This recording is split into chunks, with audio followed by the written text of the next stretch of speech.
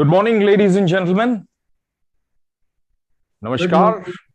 Namaskar.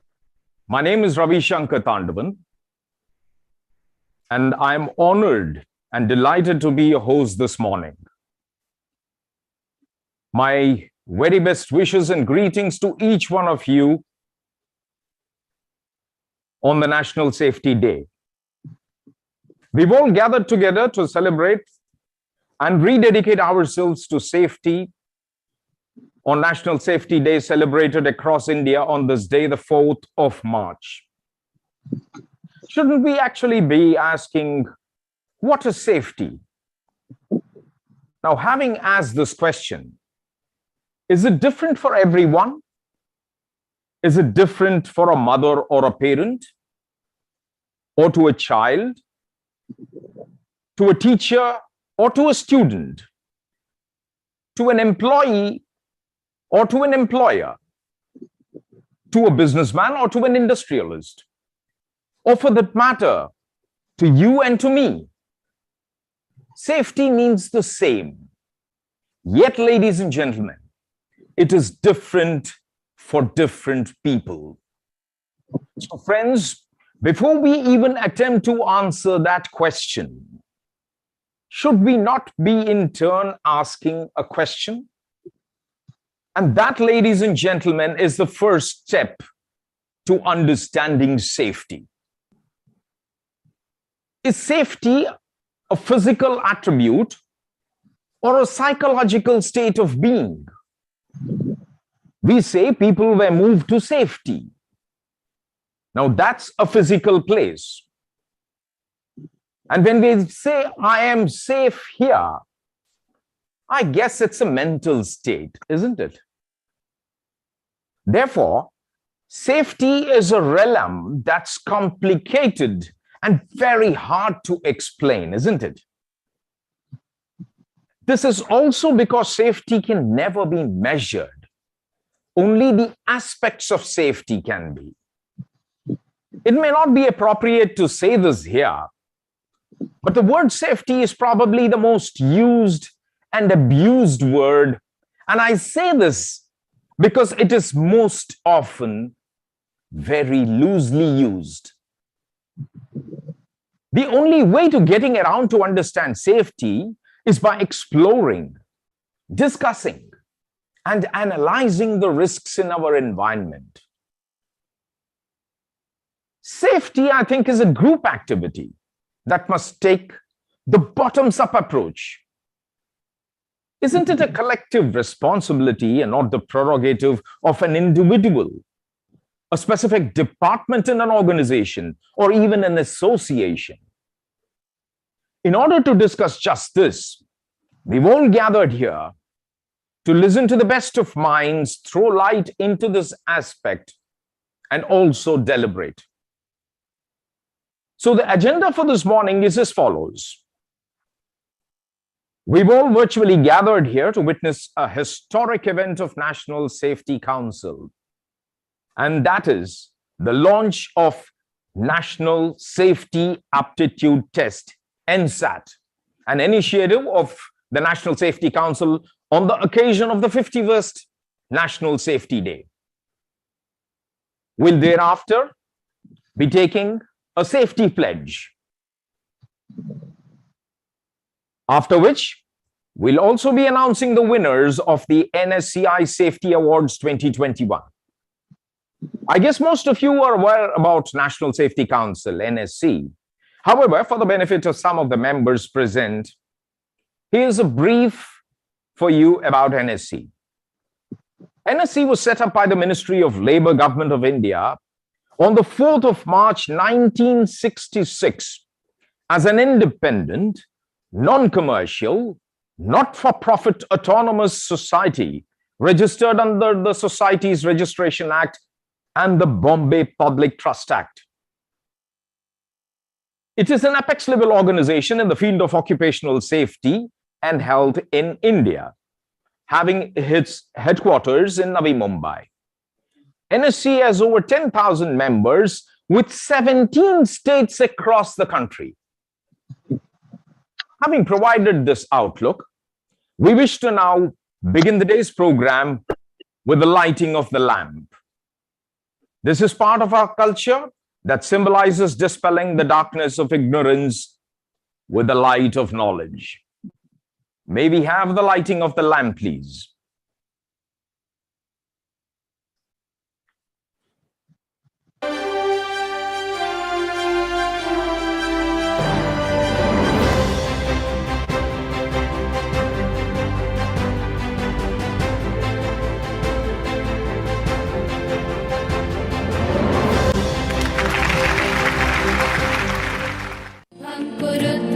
कल्याणम् आरोग्यं धनसम्पदः शुभं कुरु त्वं कल्याणम् आरोग्यं धनसम्पदः शत्रुबुद्धिविनाशाय दीपज्योतिर्नमोऽस्तुते दीपज्योतिर्नमोऽस्तुते शुभं कुरु त्वं कल्याणम् आरोग्यं धनसम्पदः शुभं कुरु त्वं कल्याणम् आरोग्यं धनसम्पदः. Having started the day's program in a very auspicious manner with the lighting of the lamp, we're now starting the launch program. May I request Shri A.V. Sunkar, Director of National Safety Council, to deliver his welcome address. Before that, Mr. Sunkar has been with the NSC since 1995 and has holding responsibilities of various sections of the council. He is an occupational safety, health, and environment professional and has over 32 years of experience. I now call upon Mr. Sunkar to deliver his welcome address. Thank you, Mr. Ravi. Respected dignitaries on the dais, NSC Board of Governors, invitees, ladies and gentlemen. Good morning to you all and namaskar. On behalf of National Safety Council of India and on my own behalf, I have a great pleasure in extending a very welcome to you all. The National Safety Day campaign, spearheaded by the National Safety Council for commemorating its foundation day, that is the 4th March, is being celebrated as a National Safety Day throughout India. The first National Safety Day campaign was launched on 4th March 1972. Since then, the campaign became an annual event and even the duration of the campaign has increased to a week. It continues to be known as a National Safety Day campaign due to the popularity that the title has gained. And today, we are celebrating 51st National Safety Day. The campaign has grown into a major national occupational safety and health campaign and widely celebrated by industry, trade unions, government departments, including regulatory agencies, NGOs, and institutions. The broad objective of the campaign is to ensure integration of OSH in work culture and lifestyle. I am happy to inform you all that the campaign has got international recognitions, and ILO, that is the International Labour Organization, has published its case study in its publications titled as ILO Encyclopedia Occupational Safety and Health. Normally, this encyclopedia is called as a Bible for the safety professionals. The National Safety Council plays a very important role in creating safety awareness and promoting safety in the country by various means, including organizing seminar, conferences, training program, bringing out various promotional literature, etc., etc. The council is continuously trying to develop new activities and taking new initiatives related to safety, besides providing its regular services. The National Safety Aptitude Test is a new initiative taken by the council, and today we are here for witnessing its launching, coinciding with the 51st National Safety Day campaign. We are greatly honored by the presence of Sri S.N. Subramanian, CEO and Managing Director of L&T Limited and Chairman, National Safety Council, for this NSAT launching function. Sir, we are eagerly look forward to your address and word of encouragement and advice. It is my proud privilege and pleasure to welcome you, sir. In fact, we had invited Dr. R.K. Elangavan, Director General, Factory Advice Service and Labor Institute, the technical wing of Ministry of Labor, Government of India. Due to last exigency, he has been called by the minister for the meeting and he is not able to participate today, but he has conveyed his best wishes for the NSAT and also best wishes to the all safety professionals for on the occasion of the National Safety Day. I also accord a very warm welcome to Dr. Sunil Rai, Vice Chancellor of University of Petroleum and Energy Studies, Dehradun, for being with us today's function. I welcome you, sir. I also extend a special welcome to Sri Rupak Saraswat, member CII Task Force on Industrial Safety and Chief Executive Officer of India Glycols Limited to this function. I extend my warm welcome to Sri Rajat Tiwari, CEO and co-founder of Transient Consulting, who is going to talk on organizational culture of safety immediate after the launching function. I welcome Sri Arvind Doshi, Vice Chairman of National Safety Council, for this launching of NSAT function. He is our driving force for various activities and he gives us big support to us. Though Sri Lalit Gabne, Director General, National Safety Council, is from organizer sides, it's my duty to welcome him too. On behalf of you all, I have a great pleasure in welcoming Sri Lalit Gabne for this function. I once again welcome all the invitees and NSCI Safety Award applicants of the awards year 2021. I am happy to inform you that we have received an overwhelming response and more than thousands have registered up to yesterday, and today we are attending the functions also. We have also streamed the live functions on YouTube and its links has been provided at NSC website for wider propagations. With this, I once again cordially welcome all of you to this function. Thank you and Jai Suraksha. Over to you, Mr. Ravi. Mr. Ravi, you are muted. Thank you, Sunkarji. Thank you very much. Thanks for putting things in perspective and for the warm greeting of all the participants this morning. Now, moving on to the next. A pledge is an important ceremonial gesture signifying individual commitment towards a cause. Keeping this in mind, the NSC has developed a safety and health pledge, which as a ritual that at NSC we follow. It is an opportunity to rededicate ourselves to the NSC's motto that all our programs begin with the administering of the oath at the start of any event. Let us take a safety and health pledge. I request all of you to take the pledge by following me. On this day,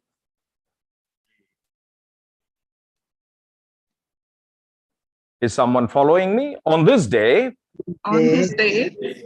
I solemnly affirm that I will rededicate myself to the cause of safety, Safety, health, health, and protection of environment, and protection of environment. will do my best to observe rules, will do my best to observe rules, regulations, procedures, and develop attitudes and habits and develop attitude and habits conducive for achieving these objectives. conducive for achieving these objectives. I fully realize that accidents and occupational diseases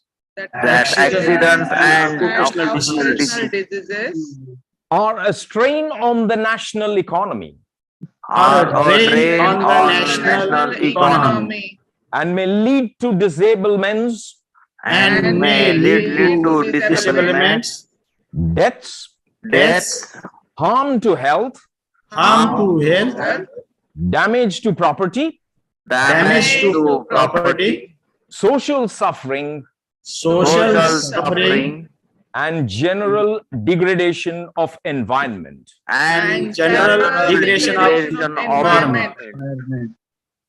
I will do everything possible I will do everything possible for the prevention of accidents, for the prevention of accidents, occupational diseases, occupational diseases, and protection of environment and protection of environment in the interest of self, in the interest of self, family, family, organization, organization, community, and the nation at large. community, and the nation at large. Thank you very much. Thank you so much.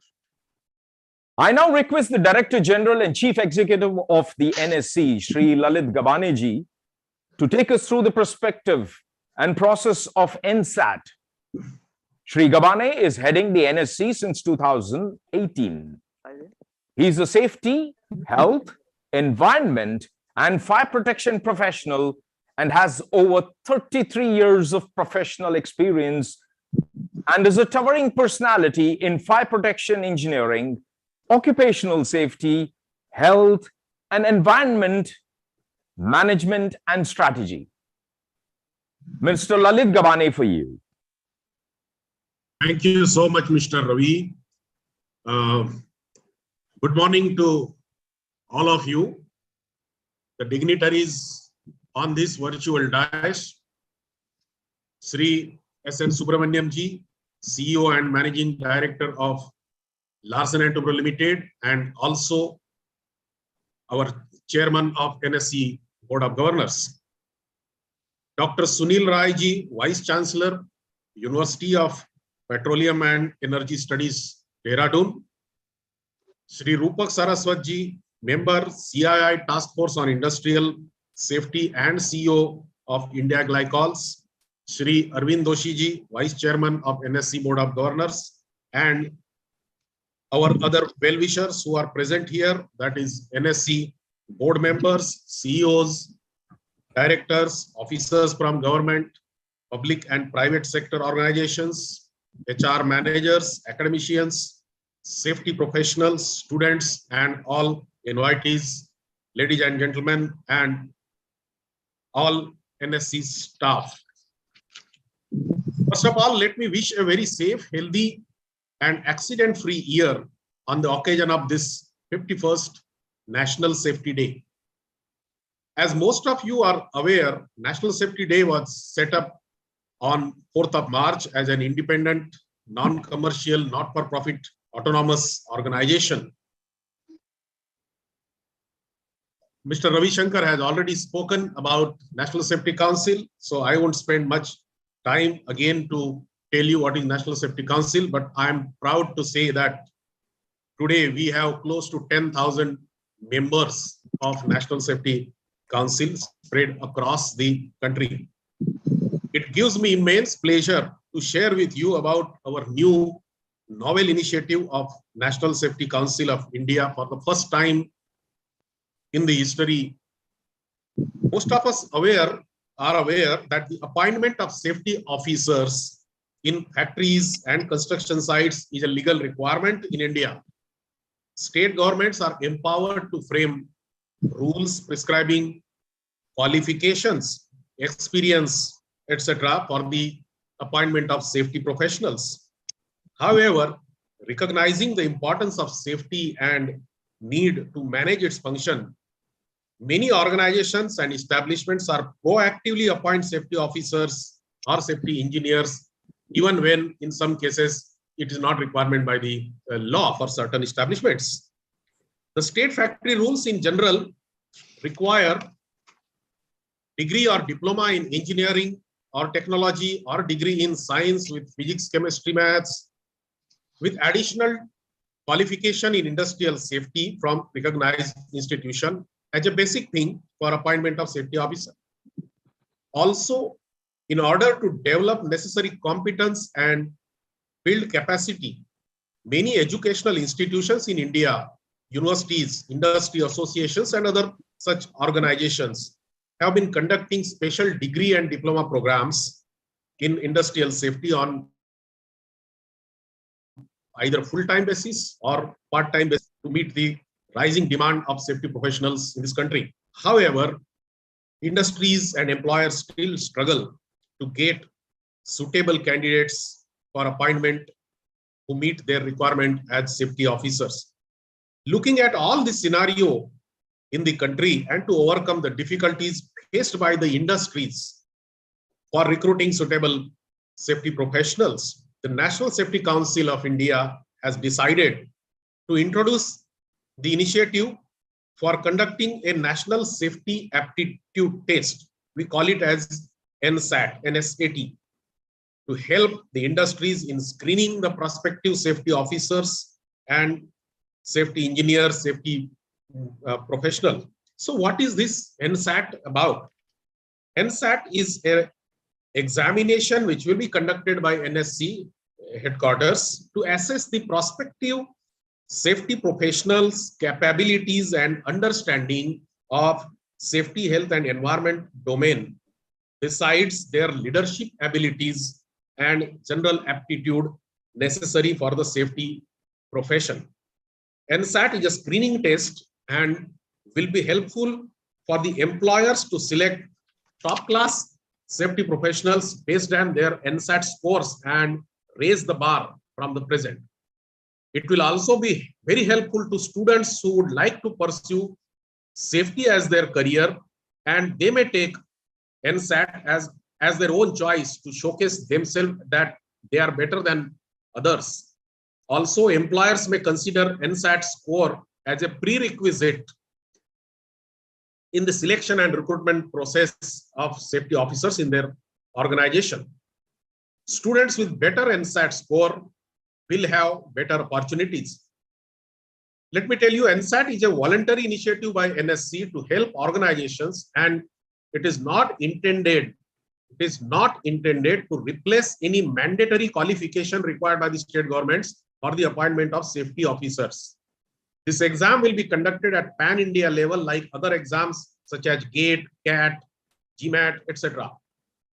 The score obtained in NSAT would reflect the candidate's level of SHE, Safety Health Environment competency. The score would be valid for 2 years from the date of announcement of the examination result. The scorecard will be issued to the candidates who have scored 50% and above marks in the NSAT test. I am happy to announce that the first NSAT examination will be held on 9th of July 2022, and we have already been receiving inquiries for registering for the same. And subsequently, it will be held once in 6 months to meet the requirement. The details of the exam schedule, etc., are available in the NSC website. The exam will be conducted online. We'll have 120 multiple choice question, and the duration is 2 hours. The criteria and other details are given on our website, but let me briefly tell you, it's a bachelor's degree or diploma in engineering technology or bachelor's degree in science with physics and chemistry and diploma in industrial safety or BTech, MTech in industrial safety or fire protection. Also, those who have appeared for the examination of recognized courses for appointing as safety officers, as well as working safety professionals, also can appear for NSAT. NSAT may also be used by the employers for the lateral movements in their organization or for promoting their professionals to the next level. NSC members and patrons are our backbone. We are always overwhelmed by the involvement and active participation of our members in the various projects and events that we organize from time to time. Therefore, I am sure all industry leaders, officers, students, representatives, safety professionals will propagate NSAT and take benefit of this new initiative of National Safety Council. I appeal all of you to kindly publicize NSAT through your network, on social media, etc., and thereby help to create a pool of good safety managers, professionals, which in turn will help the Indian workplaces to become accident-free and put India on the world map of the safest workplaces to work at the global level. With this, I once again wish all of you the very best, and appeal to the safety professionals community that kindly take advantage of this initiative. I also appeal the employers community to kindly support this initiative. Jai Hind, and wish you all a very happy safety day today. Thank you so much.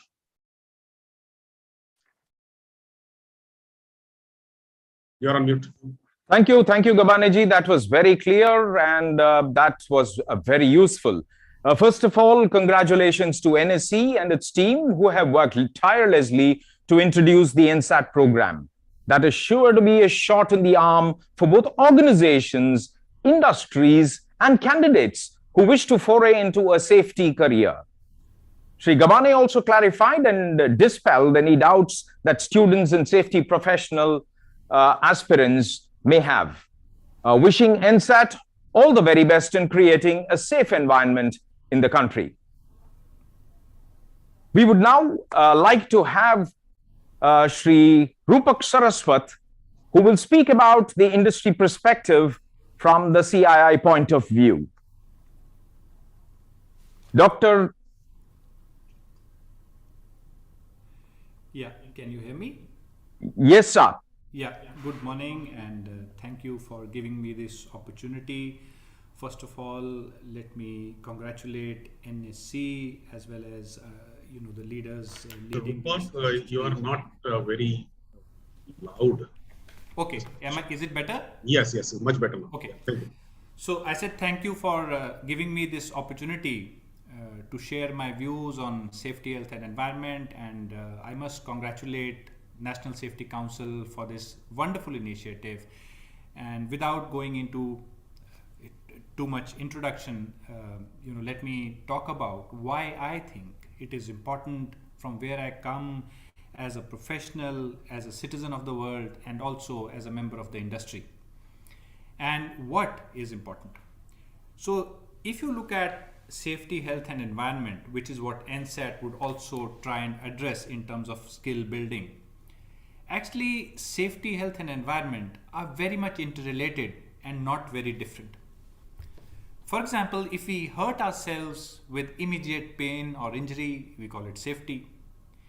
If we cause damage to life around us immediately or over a period of time, it's environment. And if we cause damage to ourselves over a period of time, usually it's a matter of health.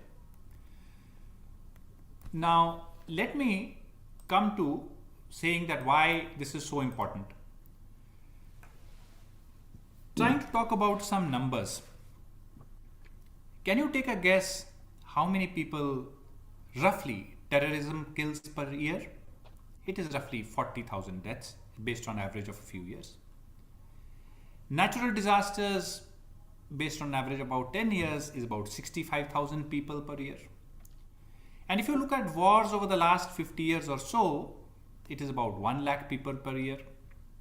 However, work-related accidents and diseases kill about 20 lakh people per year. What this means is that work-related accidents and diseases kill 17 times more people than terrorism does, 40 times more people than natural disasters, and 28 times more people than wars. The question I ask is, do we therefore give it the kind of attention that it warrants compared to some of the other areas that I talked about? So we are talking about 75,000 deaths daily, about 1,000 due to accidents and 6,000 plus due to diseases. Similarly, talking about the environment, we all know. I remember the United Nations Secretary General making a point that we are actually dramatically, am I using his words, moving towards a point of no return. In the last 20 years, about 18 years have been record-breaking years in terms of increase in amount of temperatures. Somebody did some research and I tried to check it out by some calculations that the amount of heat that our oceans are absorbing is something like 2 to 3 Hiroshima equivalent atomic bombs per second. In terms of wildlife, we've destroyed 70% of the wildlife over the last 40 years. We continue to destroy forests even today at a rate which is like 30 football fields per minute. To give some examples, and the names of the countries are not important, it is just because I picked up some examples. Out of the 50,000 rivers that China had, we've lost about 28,000 of them over the last 50 years. And 80% of the groundwater in major parts of China, for example, is not fit to touch. You may have heard of a train which runs from Batinda to Bikaner, which is popularly known as the Cancer Express. I'm trying to highlight why it is important and how important it is very briefly. Having talked about that, the other issue that we face in the industry and in other places is a question, I can't say whether everybody considers that way, of whether safety is a cost. Now this question actually can be very easily answered. The thing is, you have to look at winning ecosystems. And when you look at winning ecosystems, for example, car making in Germany, electronics in Japan, or chemicals in the US or other places, you would realize that the best ecosystems, the most profitable ecosystems, are also people who invest the most in safety, health, and environment. Had it been a cost, they would not have been the most profitable. And it applies to companies. The other more important thing is that eventually organizations work for people, with people who deliver value. And there is nothing more motivating for me than an organization which cares. And my experience tells me that if you have to pull up one lever, which will pull up productivity, quality, safety, morale, it is safety, your focus on safety, health, and environment. And I'm sure you kind of agree with me. The other aspect that I'd like to briefly touch upon is we are in a very rapidly changing environment. So you hear about robotics being brought in for efficient replacement of humans, hazard operations, artificial intelligence to control processes better, monitoring, predicting, CCTV, so on and so forth. You've heard about use of drones, which have great advantages.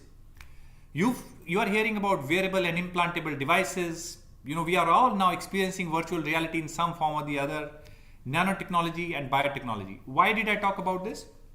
The reason I spoke about this is that human beings, as I see it, actually take decades to become aware of a risk. You talk about certain chemicals. In fact, why I talk about certain chemicals? It took decades for people to actually recognize that smoking is a big risk.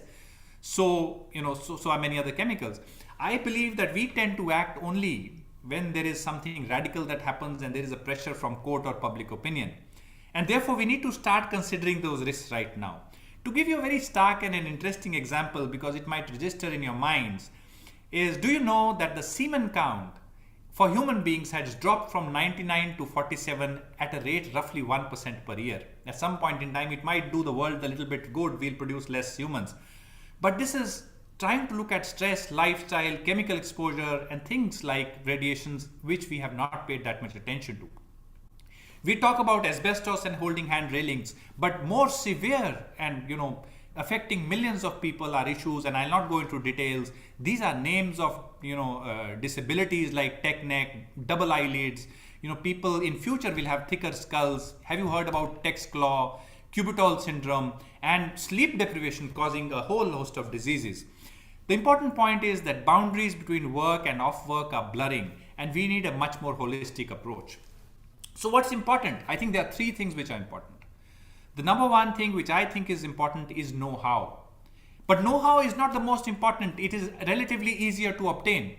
The second thing which is most important is sound systems and processes. You can get know-how, you can replace know-how, but it takes time and it builds resilience in the system if we have sound systems and processes. And the third one, which is the last but not the least, the most important one, which drives everything that we do, is a strong system of values and culture. And you all know, we've talked about safety culture. I heard that word being used just now. And from an NSC, NSAT perspective, what are we looking at doing and what do I hope it will do? And I'm sure it will do that. There are three aspects of bringing about the kind of change that we want. Remember the numbers that I spoke about just in the beginning when I started to speak. And I think there are two things which are extremely important. One is deep expertise.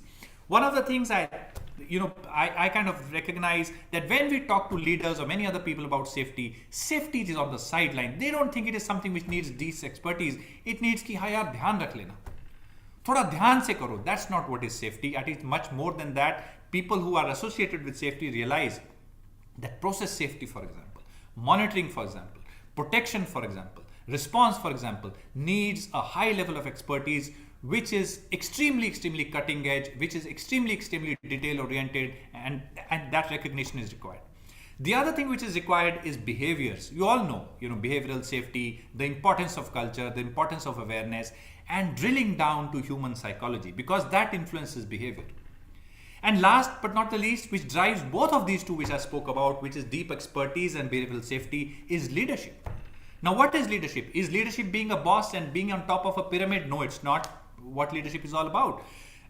It is about, I like to kind of quote that leadership starts where self ends. It is about others. It is about care. It is about moral courage.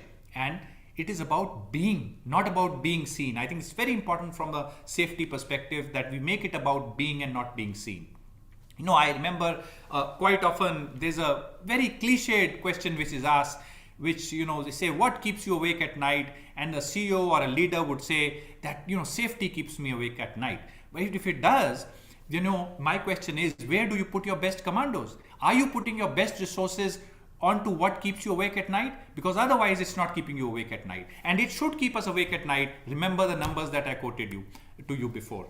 And with that, I think I've ended what I had to convey in terms of my thoughts. And I'm sure NSAT and NSC are doing an excellent job in promoting these things, which involves building deep expertise, building the behavioral change, culture awareness and psychology that we need, and most importantly, the awareness and the commitment of leadership that is required. And I would like to wish everybody best wishes on the National Safety Day, and I'm sure this will be a great success. Best wishes from my end. Thank you, Rupak Saraswat. Mr. Rupak Saraswat is a member of the CII Task Force on Industrial Safety and CEO at Indian Glycols Limited. He has an experience of over 27 years in the specialty chemicals domain, working in various roles in business management, supply chain, operations, etc. Saraswatji, that was a very profound message that you have given here to all of us. Terrorism, 45,000 deaths, natural disaster, 65,000, work-related accidents and other accidents, 20 lakh, 17 times more than all these figures that we just spoke before. These are all very scary figures that we get to see. You touched upon very beautifully about man's absolute nonchalant behavior towards nature. Man has become very selfish, I guess. And I guess, like you pointed out, it is all because of the boundaries between the work and personal time that is blurring, which is making him go crazy. If he had more time, he could probably be spending amidst nature and then would realize the importance of nature. But since with artificial intelligence and machine learning and all these cameras and machinery, since a lot of time is being spent amidst machines, probably man has become a machine himself. Thank you very much for that wonderful presentation of yours, Saraswat Saab. Thank you very much. I think you brought out some very valuable points. I really like the way that you said that leadership is the most important aspect, and leadership is not about is about being and is not about being seen. I really like that statement. Thank you very much, Rupak Saab. That was a lovely presentation. Thank you very much. As we move on, I would like to now invite Dr. Sunil Rai, Vice Chancellor of the University of Petroleum and Energy Studies, UPES, Dehradun.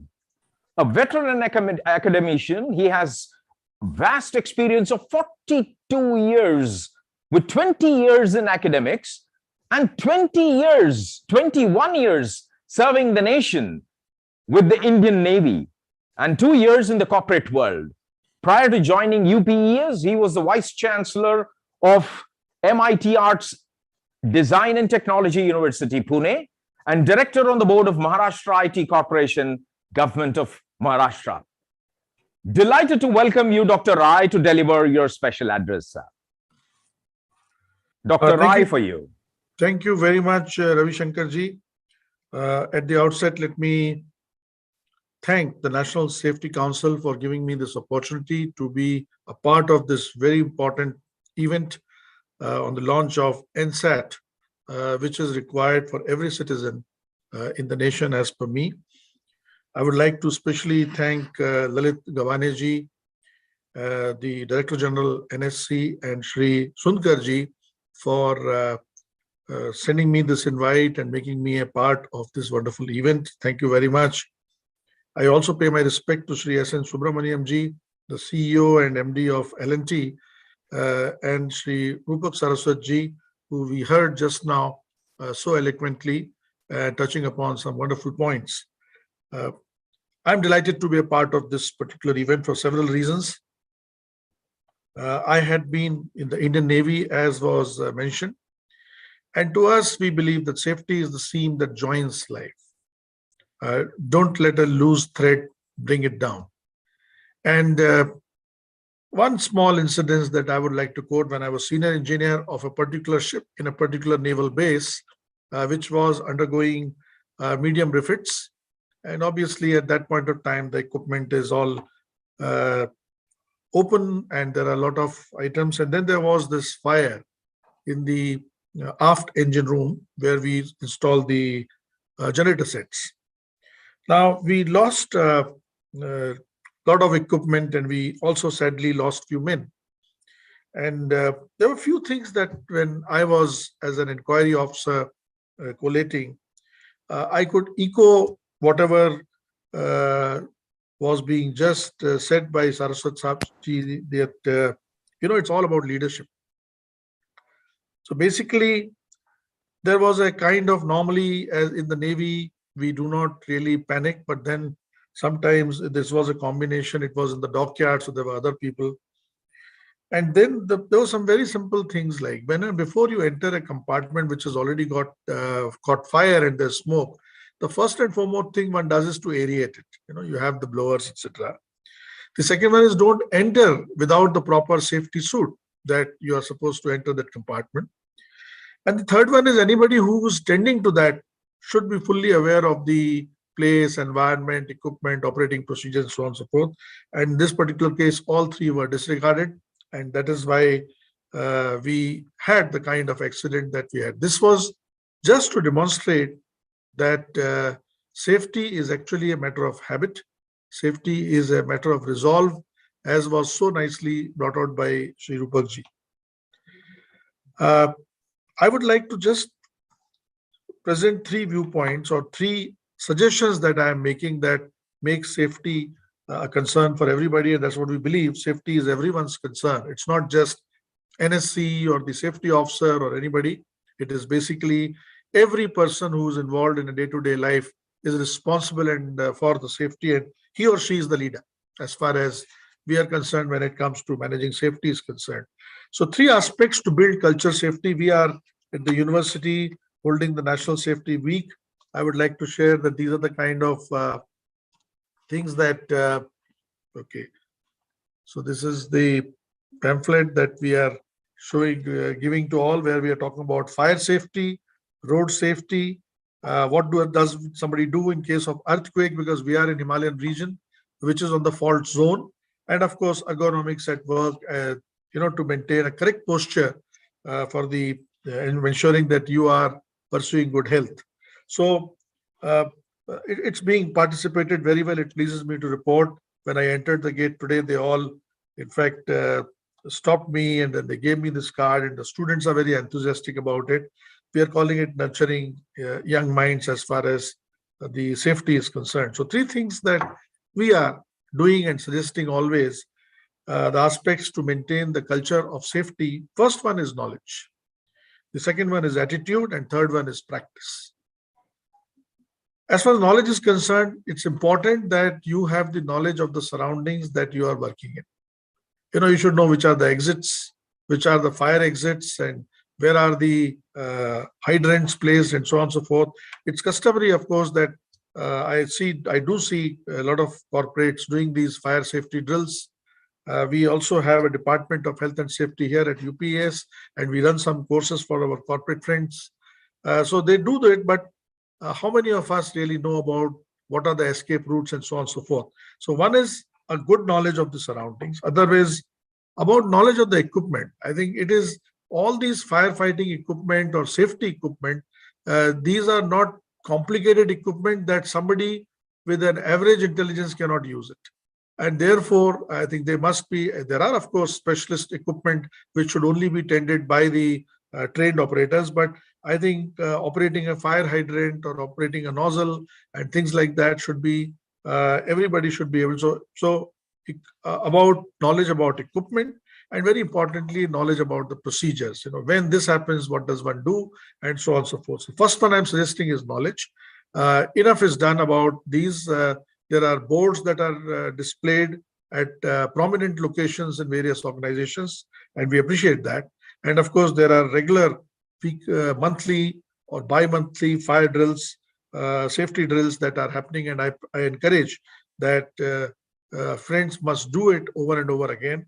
I'm aware, of course, L&T does it very well, because the KV Saab, when I was director at SPJ in Bombay, I used to interact a lot, and it's like a religion that they follow in L&T, and so is in the Indian Navy. So one is about the knowledge.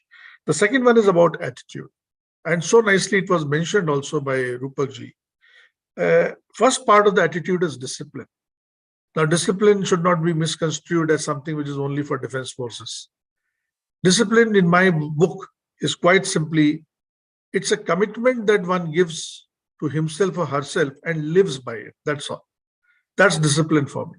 So it is discipline to do the right things and to do the things right. Is something every time that you close the door, you close the hatch, you switch off the light, and so on and so forth. Water example was mentioned. Whenever you leave the place, ensure that you leave it the way you entered, and so on and so forth.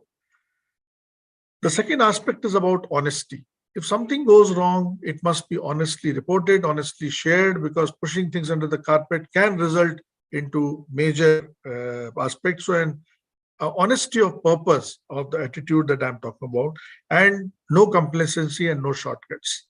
And which is why, one of the examples that you see is all of us travel by air, and when the lady is telling about the safety drills, most of us go off to sleep because I know it all. And God forbid, never somebody meets with that. That's the time you're searching for where the heck is the particular equipment, or where do I go next, and so on and so forth. So that no complacency is another aspect. So three aspects in the attitude I touched: discipline, honesty of purpose, and no shortcut, to be making a habit of no shortcut or no complacency. And finally, I'm suggesting, and we do practice here at UPS, and I tell all my young friends who are the citizens of tomorrow, that practice is important. Practice makes a man perfect. So practice of procedures, you must keep on practicing it. It should become a part of your subconscious, because when the eventuality strikes, that's the time there's no item, there's nothing like analysis at that point of time. It should be like how we drive a car. We don't think that now I have to press the clutch, get it into gear, now leave, and now accelerate. It's become a part of a body. Many times you reach home and you don't even feel that you were driving the car. Now that's what should come. जिसको बोलते हैं ना, खून में आ जाना चाहिए आपके. So you practice that much as far as the safety procedures is concerned.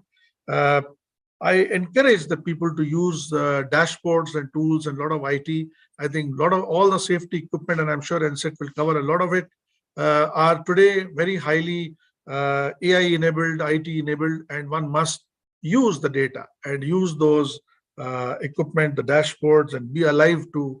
We are going to have smart cities, and there also we will have a lot of these displays. All that must be becoming a habit, that we don't turn a deaf ear to those, but we just actually concentrate on them and make them out. And of course, finally, I suggest, as far as practice is concerned, is keep in touch with all the boundary players.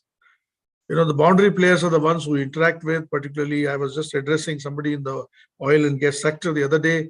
I said when the eventuality strikes, I, as a person, and as Rupakji was mentioning about the leadership, I must be in contact with the local police, with the local authorities, civic authorities, society at large, hospitals, everybody. Because these things, when the eventuality strikes, and if you are not in touch with boundary players, it can result into a major, major disaster. And I pray that all of this doesn't happen. So this is my 2 pence about the 3 aspects that I wanted to share: knowledge, attitude, and practice. Let's be all safe, and I wish everybody a very safe life, very healthy life. Thank you very much. Jai Hind. Jai Hind, Dr. Rai Saab. Thank you very much. You brought out some very, very valuable points and lessons for all of us to take away. Though all of us know these things, it's often programs like this, when we sit down and listen to eminent personalities, that all these very, very valuable points, when they are brought out, come back from our subconscious mind to the conscious mind. You brought that out very beautifully, Dr. Rai. You spoke about the importance of being aware of our surroundings. You spoke about the accident while you were in Navy during a refitment that was happening. Yes, these things can never be fathomed, but all of a sudden tend to take place.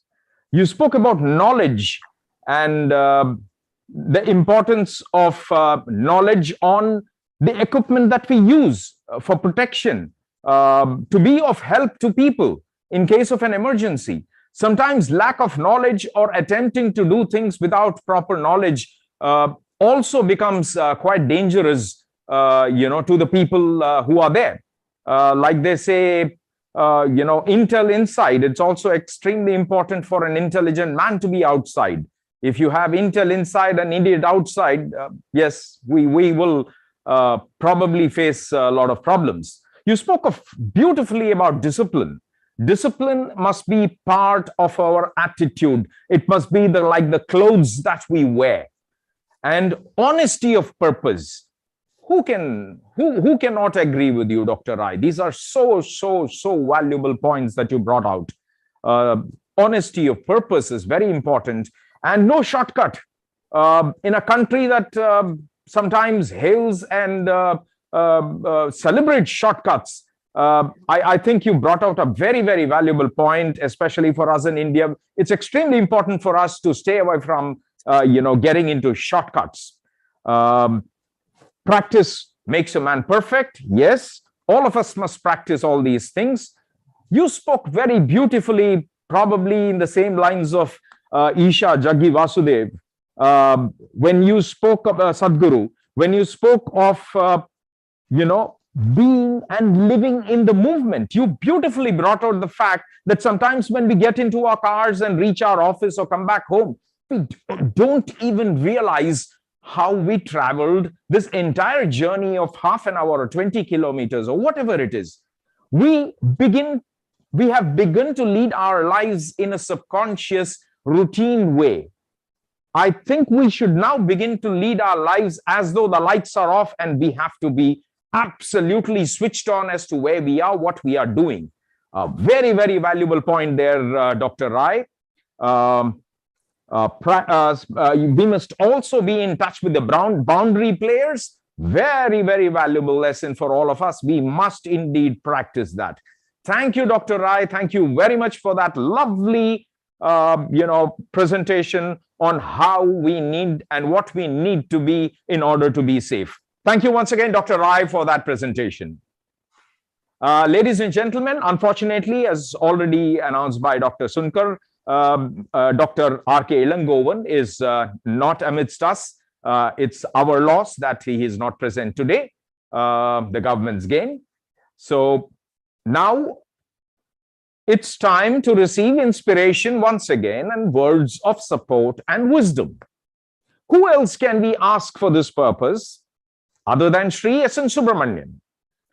Sri S.N. Subramanian is the CEO and Managing Director of Larsen & Toubro and serves on the board of directors of this multi-billion-dollar conglomerate. SNS, as he's popularly known, is also vice chairman on the boards of LTI, L&T Technology Services, Mindtree, and chairman of L&T Metro Rail, Hyderabad Limited. He's also been nominated as chairman Board of Governors of NSC by the Government of India from the 4th of February 2021. Aren't we proud that a person of his stature is our chairman? I now request Dr. Sri Subramanian to deliver his address. Mr. Subramanian, for you. Thank you for the lovely introduction. And ladies and gentlemen, a very good morning to all of you. It's a great pleasure and privilege for me to address all of you today. At the outset, I would like to express deep empathy and appreciation for the numerous health workers, facilitators, and people who resolutely face the pandemic to ensure safety from many and all points of view. Also, congratulations to all the authorities for the timely actions to ensure vaccines, provide financial support, and many other things to make sure the country at large is able to emerge slowly but definitely from the debilitating effects of this pandemic in every which way. 4th March, as is well aware and understood, is observed as a National Safety Day across the country. On this day, in the year 1966, the National Safety Council was established by Government of India, Ministry of Labour and Employment. Since its inception, the National Safety Council has been serving Indian industrial sectors to promote a culture of safety, to safeguard precious human lives and property from injuries and accidents. Over the past 56 years, NSC has achieved many milestones, growing steadily and consistently in size and capabilities. NSC today has a large membership base of more than 9,200 members under various categories. It's also got a very eminent board of directors, and I am sometimes stunned as whether I am capable of being the chairman of this National Safety Council as such eminent people, including Dr. Arvind Joshi and others who are present. I have no hesitation to say that NSC India is considered one of the best safety councils, and considered myself to be very fortunate the Government of India has entrusted me the responsibility of chairmanship of this august institution. NSC possesses rich expertise and strong capability in safety and has contributed in several ways to various government initiatives and industries across sectors.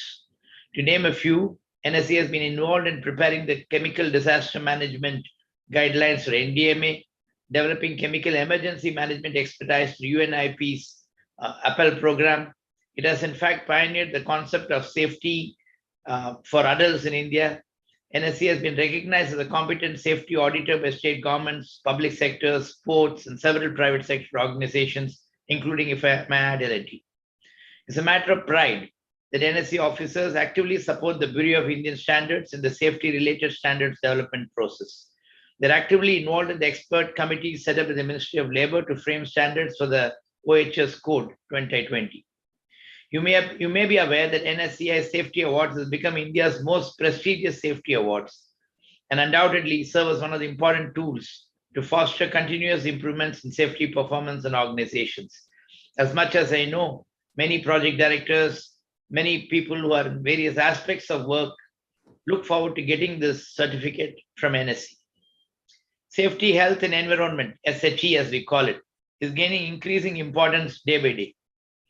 In view of the changing business scenario, statutory obligations, market competition, especially ESG, the analyst's view of ESG, and various other stakeholder demands, SHE and ESG has become one of the essential pillars to support the growth and sustainability of all businesses. It's no longer only a compliance issue. It also becomes a pre-qualification criteria. It becomes a necessity if you are to be seen as a good organization or as a good body. Human capital of right qualifications, skills, and competence are key to the success of any organization.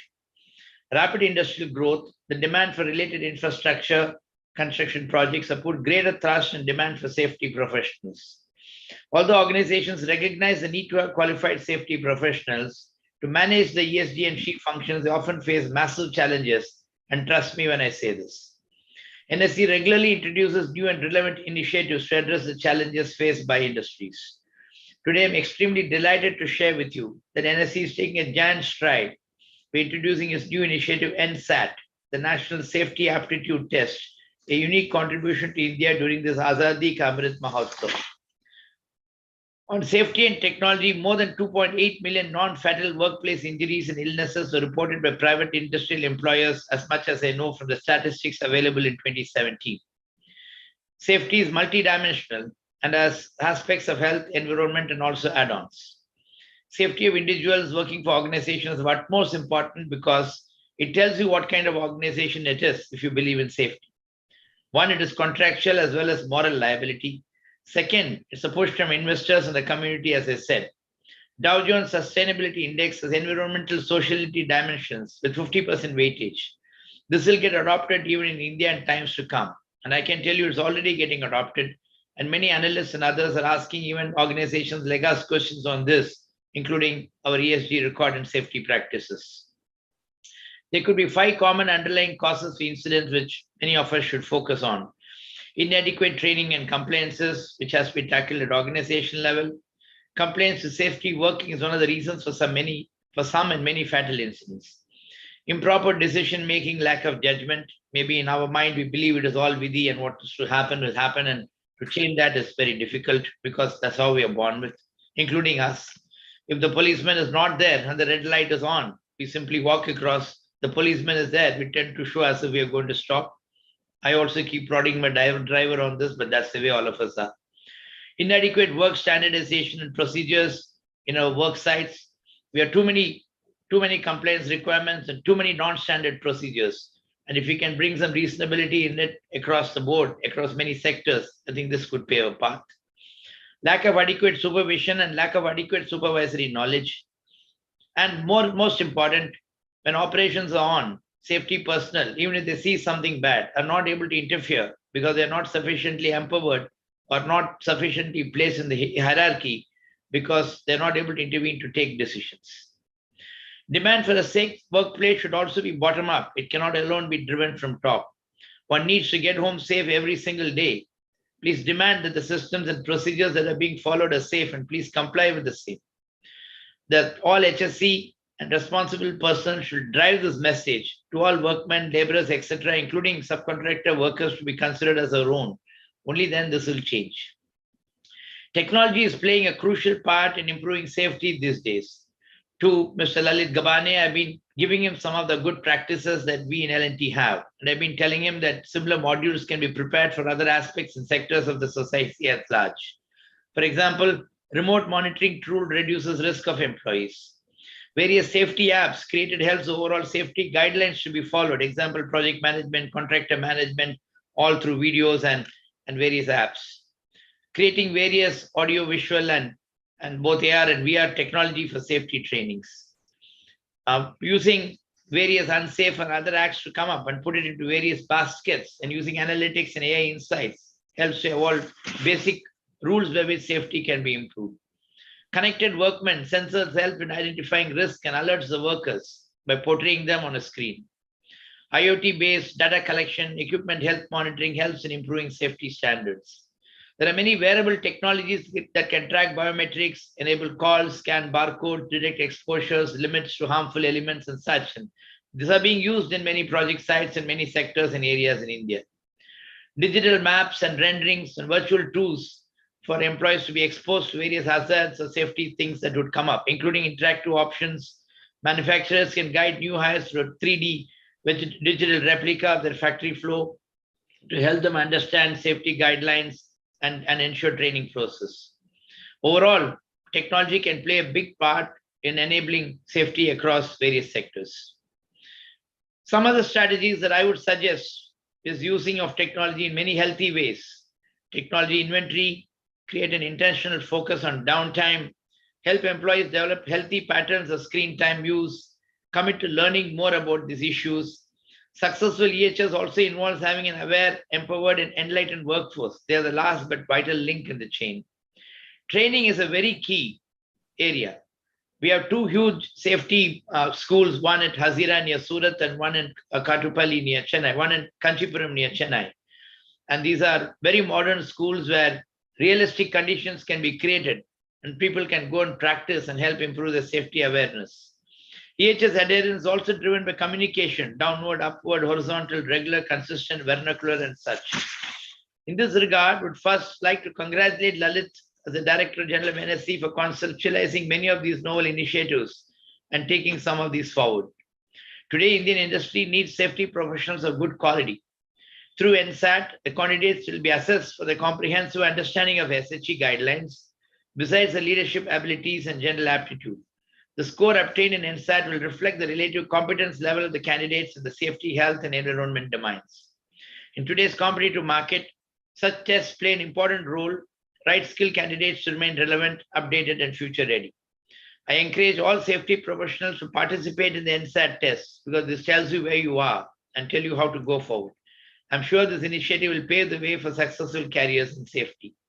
I appeal to all employers, industry leaders, and others to support the initiative and consider NSAT as one of the criteria for recruiting or promoting safety managers and even other people within the organization. Would like to remind you that the theme for 2020 National Safety Week observance is nurturing young minds and develop safety culture. I repeat, nurture young minds and develop safety culture. Request all to see how you can instill a culture of safety among the youngsters and make them safety ready citizens who will be future corporate leaders and bring laurels to the workplace. Last but not the least, would like to extend my sincere and wholehearted compliments to the NSC team for this wonderful idea of NSAT and for making it happen. With these words, I declare NSAT also inaugurated and open for registrations. Thank you very, very much for allowing me to address all of you. Wish National Safety Day the best. Wish all of you the very best and wish all of you a very safe year ahead. Thank you. Thank you very much, Subramaniam ji. That was very, very encouraging delivery from you. You spoke very humbly. You spoke so humbly that you felt, that your position in NSC was an honor to you. We consider it to be an honor to us here at NSC for you having been nominated as the chairman, Mr. Subramaniam. You started rightly by thanking the health and sanitation staff for tirelessly toiling during these past 2 years to protect all of us. I think that was a very, very valuable point that you brought out. Thank you very much there, sir. NSC Safety Awards, you said, is the most prestigious. That's very, very nice to hear. And you spoke about the importance of safety to not just be compliant, but also to demonstrate the intent of the value of safety amongst business houses today. That's another valuable point. You make a point there. You also brought out the point that Dow Jones today is, offering 50% weightage for safety. And this is very soon going to become a practice in India as well. So that's very good news for all of us who care for safety there, Mr. Subramaniam. And very rightly pointed out that we sometimes tend to behave as though we are safe, we are conscious people when we are under the glare of other people's eyes. You spoke beautifully about how we must always behave and be safe and work towards safety, even when we are not under the watchful eyes or under people's watch. You spoke about technology supporting safety. You spoke about wearable devices, IA, and so on and so forth. Very, very valuable points there. You spoke about AR and VR. They are very, very valuable tools today across various segments of the industry, and safety is no different. You talked about enlightening and empowering workforce, which is extremely important. Organizations are today realizing the importance of this, and I see very soon that there will be a lot of importance for enlightenment and empowering of workforce. You also congratulated DG Shri Lalit Gabane and his team for the fantastic work that they have done so far. Thank you very much for that, sir. And last but not the least, you spoke about nurturing young minds and develop safety as a culture. Some very, very valuable points there, Mr. Subramaniam. Thank you for your time. Thank you for delivering this lovely address. There are a lot of takeaways here for everybody who is a participant here. Thank you very much once again, Mr. Subramaniam. Thanks for your time. I now request Shri Arvind Doshi, Chairman, NSC, to propose the vote of thanks. Thank you, Ravi. Mr. Chairman, distinguished guests, ladies and gentlemen, good morning to all of you. On behalf of the National Safety Council, I have privilege and pleasure of proposing the vote of thanks to the dignitaries on the virtual dais and invitees on launching of NSC's unique initiative of the National Safety Aptitude Test. On the occasion of 51st National Safety Campaign, which is being celebrated throughout India on 4th March 2022. We are extremely thankful to Shri S.N. Subramaniam, CEO and MD of L&T and Chairman of NSC for kindly making it convenient to be the chief guest for the function. Sir, your kind words of encouragement will no doubt highly inspire all of us because they are coming from your own practices that you follow. We are thankful to Dr. Elangovan, although today he has excused himself, but otherwise he is always helpful to NSC in general and for particularly training programs. We are also thankful to Dr. Sunil Rai, Vice Chancellor, University of Petroleum and Energy Studies, Dehradun, and Shri Rupak Saraswat, member of CII Task Force on Industrial Safety and CEO of India Glycols Limited, for being with us and addressing the gathering. Both the addresses were so superb that every point was worth noting. We extend our special thanks to Shri Rajat Tiwari, CEO and co-founder, Transcend Consulting, who accepted our request for the expert talk on organizational culture of safety. The talk will be followed immediately after the vote of thanks. Developing culture is a very, very difficult task, and he will be touching the nerve. Therefore, it is going to be very important. We also thank the NSC Board of Governors for their continued cooperation, support, and guidance. I would like to state here that the INSAT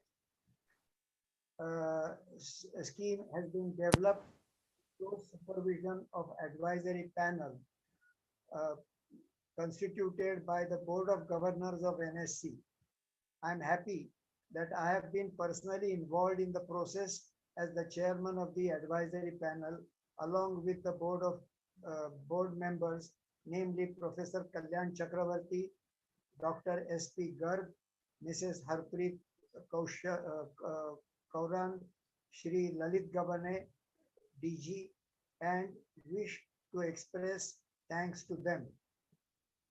Also, we extend our thanks to all the technical committee members, which was set up specially for deciding the syllabus and framing the NSAT scheme under the chairmanship of Shri Lalit Gavane, DG.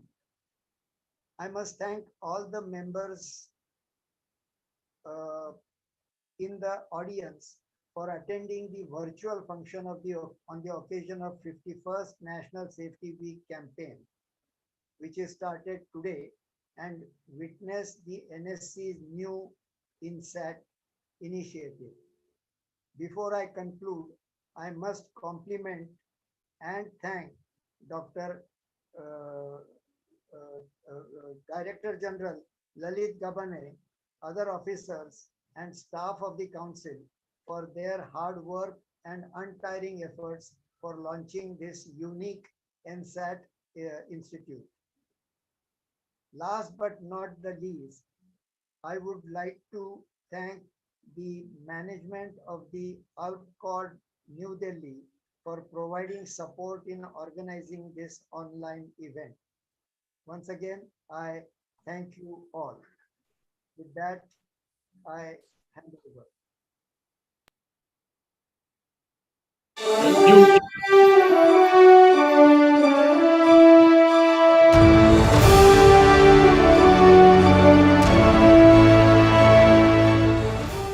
Wherever there is movement of people or vehicles, present-day challenge is to control their movement, bring in discipline, and enhance security. It is exactly this activity that we at RevRoy wish to support by delivering products and solutions that will cater to just this one objective in the most endearing manner. We have set up a manufacturing plant in Bommusandra Industrial Estate, Bengaluru, where we are going to be indigenizing various components and will undertake manufacture and assembly of bollards, spikes, road blockers, vehicle barriers, door frame metal detectors, and such other complementing products. At RevRoy, we have over 100 years of cumulative experience in production planning and sales and marketing. Our founder director has over 2 decades of experience in the entrance automation industry with profound understanding of various products and their applications. This domain knowledge of the products and the nuances of their design, manufacture, supply, installation, testing, commissioning, and training will directly have a positive impact on the support that our customers, from system integrators to end users, will receive. We are set to make a difference in the entrance automation ecosystem. For controlling pedestrian movement, we exclusively bring to you from Perco, Russia, a company in existence for over 3 decades, a range of speed gates, turnstiles, handicap gates, and access control solution. The confidence of its quality is demonstrated by the unmatched 5-year warranty that Perco offers on its products. We at RevRoy are trained to install, commission, service, and provide warranty support for the Perco products. Tessie from Italy, yet another company, has partnered with RevRoy to offer interesting, unique, and exquisitely designed glass door solutions, high security tube styles, and people counting solutions for crowd control and management. Tessie offers uniquely designed sliding doors that could swing open for emergency exit and interesting designs to cater to varied applications, especially where space is a challenge. Tessie also supports architects and structural engineers with its modular paneling solution for construction of spaces that must be designed for protection against threats meeting highest European standards. For enhanced protection of people and property, we at RevRoy also offer a range of scanning solutions like handheld and door frame metal detectors and baggage scanners for securing facilities. RevRoy offers products for vehicular traffic management as well. We offer a range of boom barriers, bollards, both active and passive, road blockers, and spikes, especially for facilities that demand a very high deterrent for their secured premises.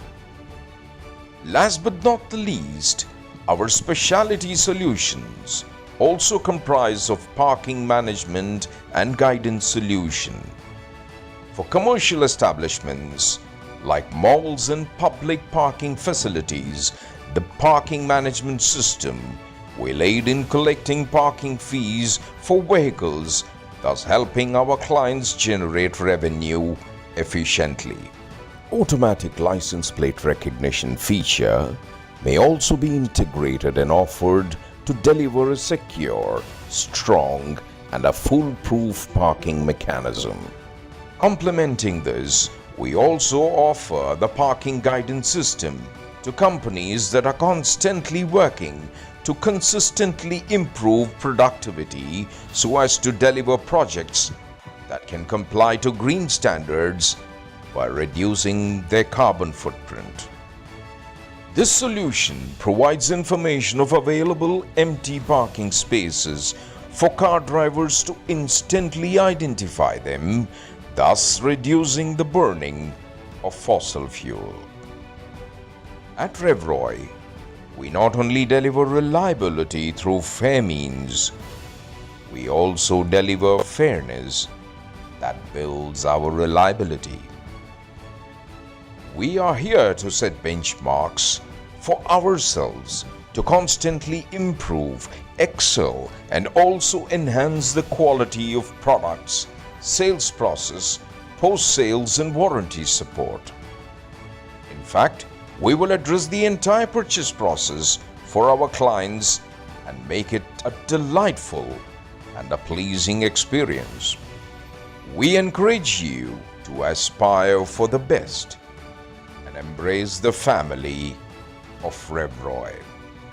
Finest from the very best from around the world.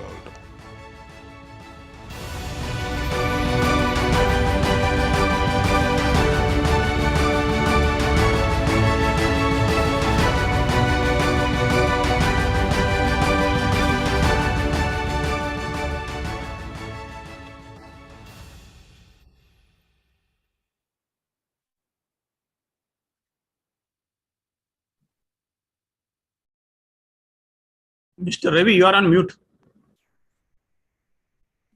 Sorry. So with this, we come to the end of the program.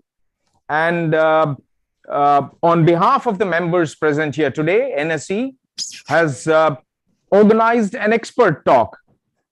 Before you go away, I think it is important for you to listen to Mr. Rajat Tiwari, who is going to be speaking on organizational culture of safety.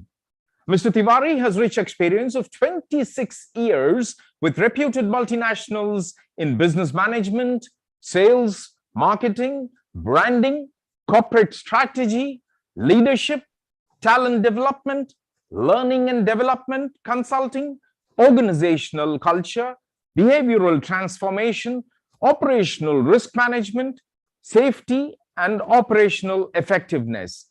You have a person who is come here to deliver some very useful information equipped with unimaginable experience and qualifications.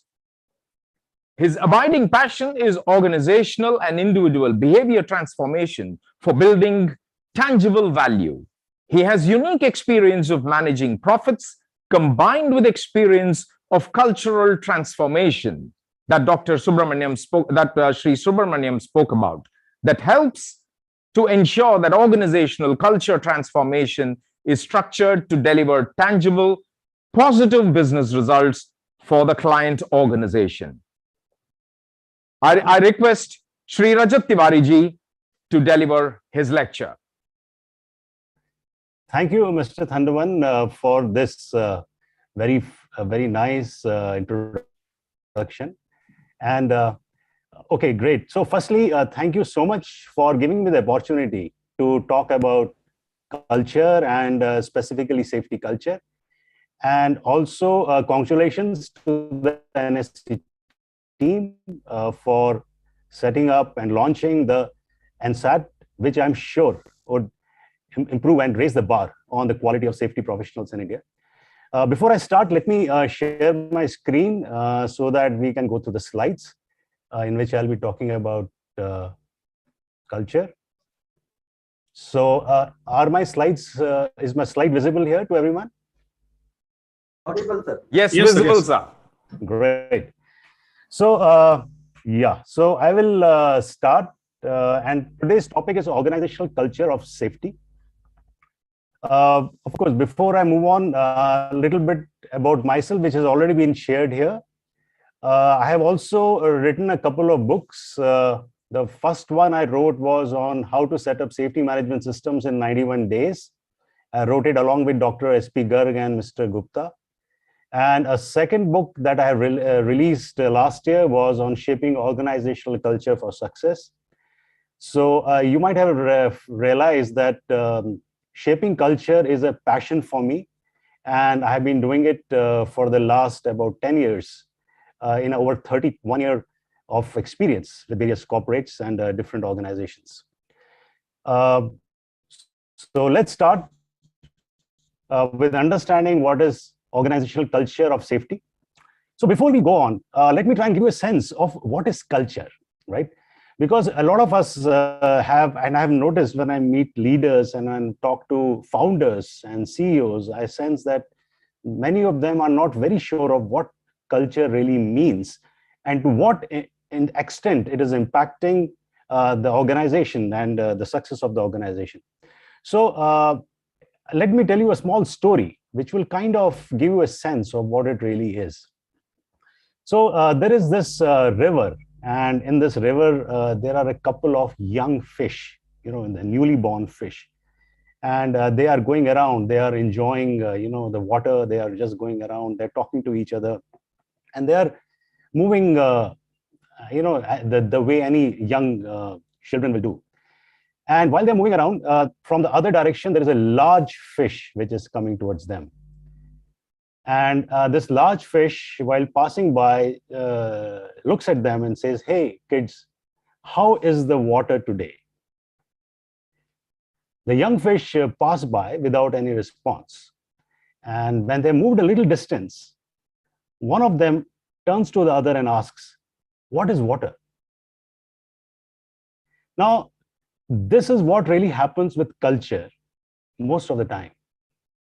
We feel or we think that we know it, but a lot of times it's impacting us in ways which we don't even sense. So if you look at trying to understand culture, and I have spent a lot of time in trying to understand it and with various organizations. So culture, as we can see, is what we could call, there is an iceberg here, and only 10% of the iceberg is visible to us. So if you look at it from the perspective of safety, we would say that at the top of the culture is, or the iceberg, is what we see, and which is behaviors, incidents, near misses, fatalities, and all that's happening related to the safety of the organization. But below the water are a lot of other things which are causing those incidents to happen. So we have the unsafe acts, safety norms, beliefs, values, assumptions, and mindsets. Now, these are all invisible and working in the background, but they are the ones which are driving the culture of the organization. So when we say, we talk about culture, it's what we can say as the right way to do things. It's what we as an organization decide that this is what we should be doing. This is the right way to do it. So let's say in an organization, in a manufacturing setup, there is a worker who is entering the plant without wearing a helmet. Probably that's the way he has learned that it's fine not to wear a helmet. Or if a supervisor talks to the worker and says, "Hey, you wear a helmet, why are you not wearing a helmet?" He wears it at that time, but he takes it off later when the supervisor leaves. Maybe that's also a part of the culture of what he has learned is the right way to do things. So culture is what we understand is what we should be doing in the environment of that organization. It's embedded deep inside us. A lot of times we do it unconsciously. We're not even thinking about it. It's also just 10% of it is observable. When you see when you see, let's say, a worker climbing up to a height and not wearing a proper harness, that behavior has almost 90% of invisible beliefs, values, and assumptions behind it. It's got a lot of years of communication, interaction, leadership failure towards safety. A lot of things are happening because of which that one behavior is being seen by you, right? And finally, it takes maximum time to change. I tell feedback to change within a few months, it's not going to happen. Culture change takes time, right? So if we look from a perspective of safety culture, as you might know, there is a very well-established understanding which was developed by Shell of the different levels of safety culture. So it's also called the safety culture ladder, and might be most of you must have looked at it before. And this has 5 different levels. So let me run you quickly through them. The first one, which is on the bottom, is what we call as a pathological safety culture. This is one where the organization doesn't bother about culture. I mean, about safety. I mean, for them, safety is to be minimum work to be done, minimum investment to be done towards safety. It's not important. We don't care, as long as we don't get caught, as long as we don't have to pay any kind of a fine or anything. The second one level is a reactive level, in which the whole organization reacts, or they start doing something after an incident happens. So the moment an incident happens, then there's a flurry of trainings, there is a flurry of communication, the leaders start talking about it. It happens for a little bit of time, and then again it goes back to normal. The safety is being ignored. The third culture is the calculative culture, where the organization, the leadership, is doing just enough to manage compliance, probably the rules of the government, of what is required to be done to show that we are being safe. So they just do enough. They will appoint a safety officer, they will set up their standards, they'll set up their systems, procedures, and all that. But they are not focusing on safety. They are just putting the systems in place so that they are seen as a safe organization. It's only the fourth level where there is a significant shift of culture. And this is what we call as the proactive level. And here the leadership starts truly driving safety and starts looking at it as a value. The final one is the generative. Now, generative is one where the organization believes that safety is equal to profitability. That is, we make money if we are safe. So there are different levels, as we can see here, of a safety culture. And then the question that we ask ourselves is, what is required to go up this safety ladder? Now, of course, I'll be trying to give you a sense of this in the next 15 or 20 minutes, because this is a very large and complicated topic of how we shift culture. But let me try to give you a sense of what is it that makes it happen, right? Now, the question is, can a safety management system build a strong safety culture? So most organizations that I engage with, when I come across the point of safety culture, have a good safety management system, investigation structure. There is behavioral, BBS being done there. There's training of employees. The qualified safety officers are doing their work. Actions are being tracked, inspections, audits are happening. So a kind of a structure is in place with a feedback loop system. But is that a safety culture? But it's not. So what happens is that a safety management system is one which is more top-driven, it's more disciplined, it's more fear-based, where people are being driven to do things. So I could call it as the Roko-Toko kind of a culture, where a supervisor is going out on a round, or a manager is going on a round, and he's asking a worker to wear a helmet or to wear safety shoes. So he's pushing people to do it. Or you have safety officers who are going around auditing everyone, who are going around signing on work permits, who are the ones who are held responsible to keep that workplace safe. So a leader, let's say an operations leader, will be calling out to a safety officer to say, hey, come on, please ensure that we are safe here. Now, this is one where it's a procedure-driven kind of a safety, but that doesn't really make it a safety culture.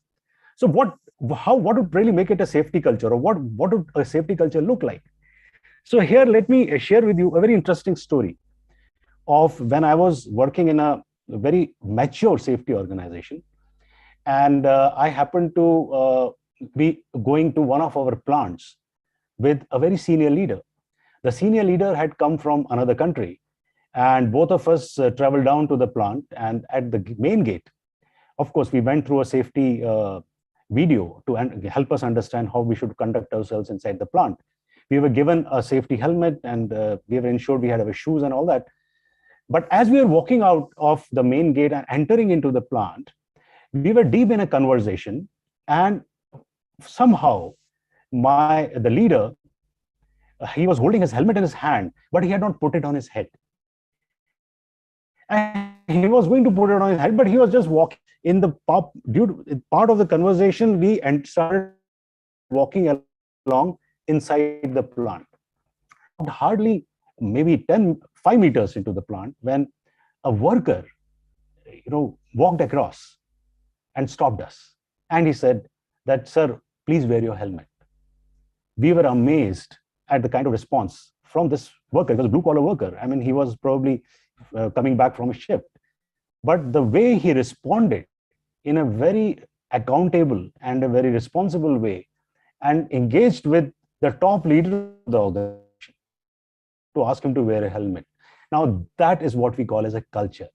So in a very simple terms, a safety management system is one where a supervisor is pushing a worker, or a leader is pushing an organization to change, while a safety culture is one where the worker is giving feedback back to the supervisors and leaders on how safety can be improved.